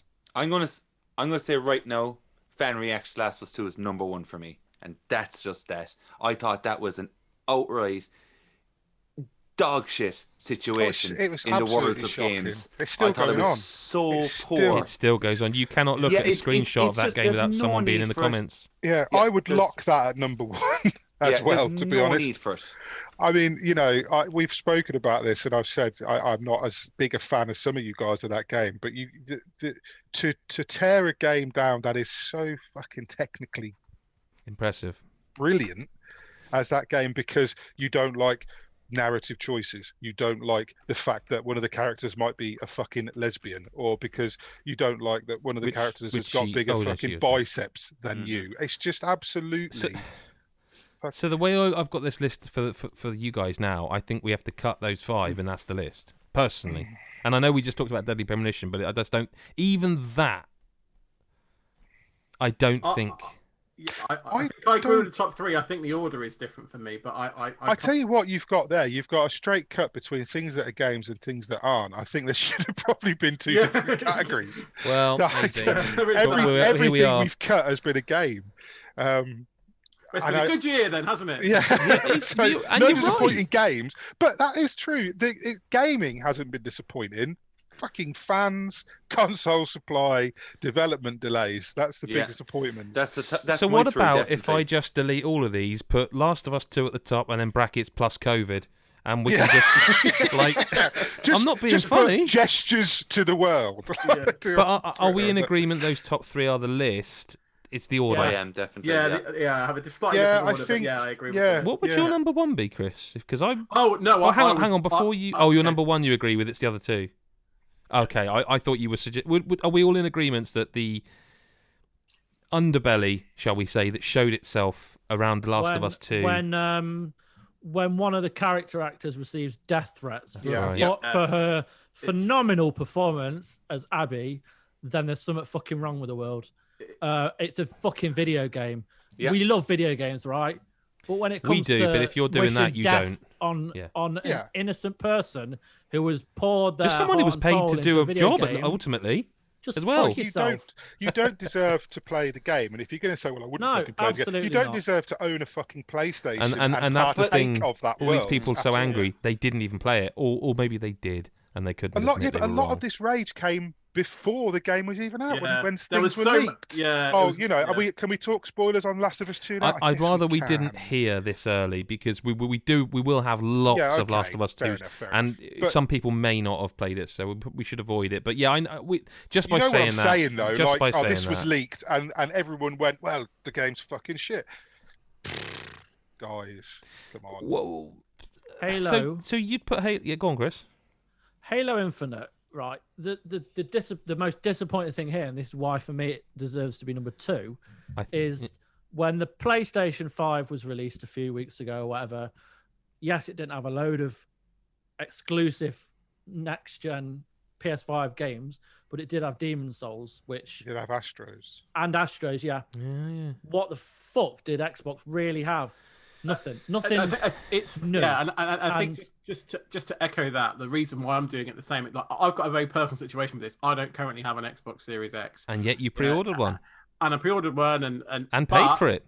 and paid for it and all that shizzle. Yes, I probably won't derail this conversation, but the reason why I'd put Halo Infinite, the lack thereof, at number 2 above next gen console supply is I kind of don't care as much. I was just wondering anymore. if you were going to say that. I really did.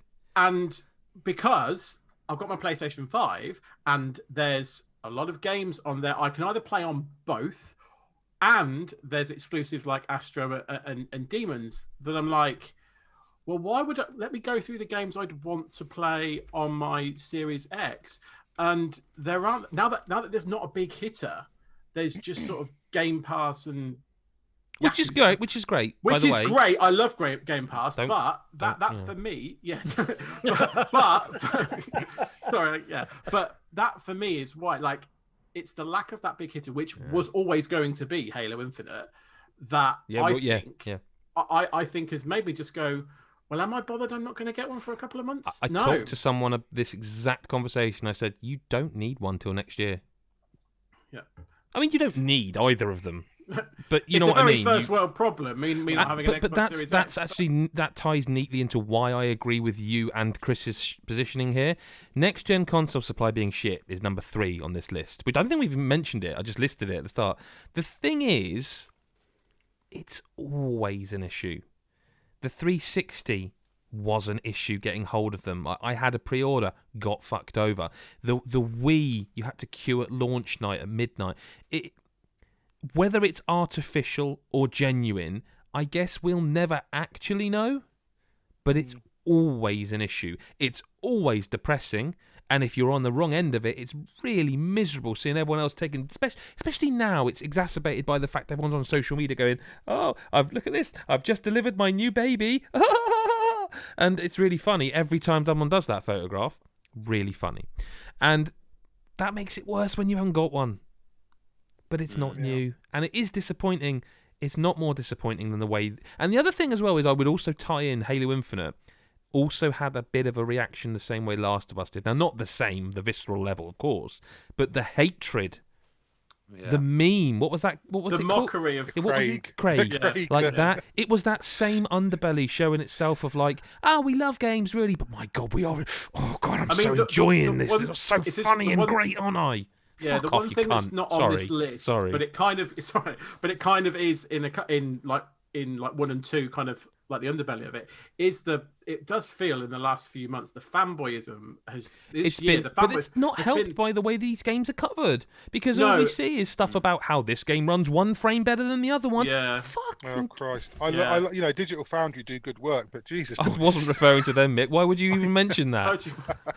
Why would you do that to me? Cut it if you will. No, I'm not cutting it. But I'm just saying, that coverage is valuable because Of course it does. It is. I'm not knocking it's what they technically do. impressive, but for me, I'm not a big fan of frame counting. I'm a bit older, perhaps, and so is a game good or not? I want to know if the game's good or not. I want to know if it runs like shit, but I don't need to know which runs 1 frame faster, personally. I still don't believe Xbox did themselves any favours with that reveal of Halo Infinite. I know it became a meme. I enjoyed that reveal. I didn't see, and it looked like Halo. I don't know what people were expecting. Yeah, but I looked at it and I thought that needs a bit more time in the oven. So when it was delayed, although it was getting that it wasn't going to be a launch title, I wasn't surprised. I thought it needs a bit more time in the oven. Well, it's getting some because they haven't even got a date. Adam Carroll, but that was me personally. So I know people disagree. But... Adam Carroll, happy. Everyone else seems happy with the ordering. Are you happy with the ordering? Yeah. Would you like to add anything?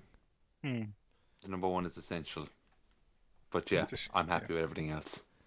Oh, he sounds deadly serious, doesn't he? I'm very serious. I'm actually really like I can't.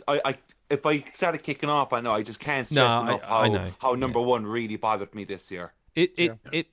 I've said this for many years. People keep on going about saying things like, "Oh, why aren't video games taken seriously?"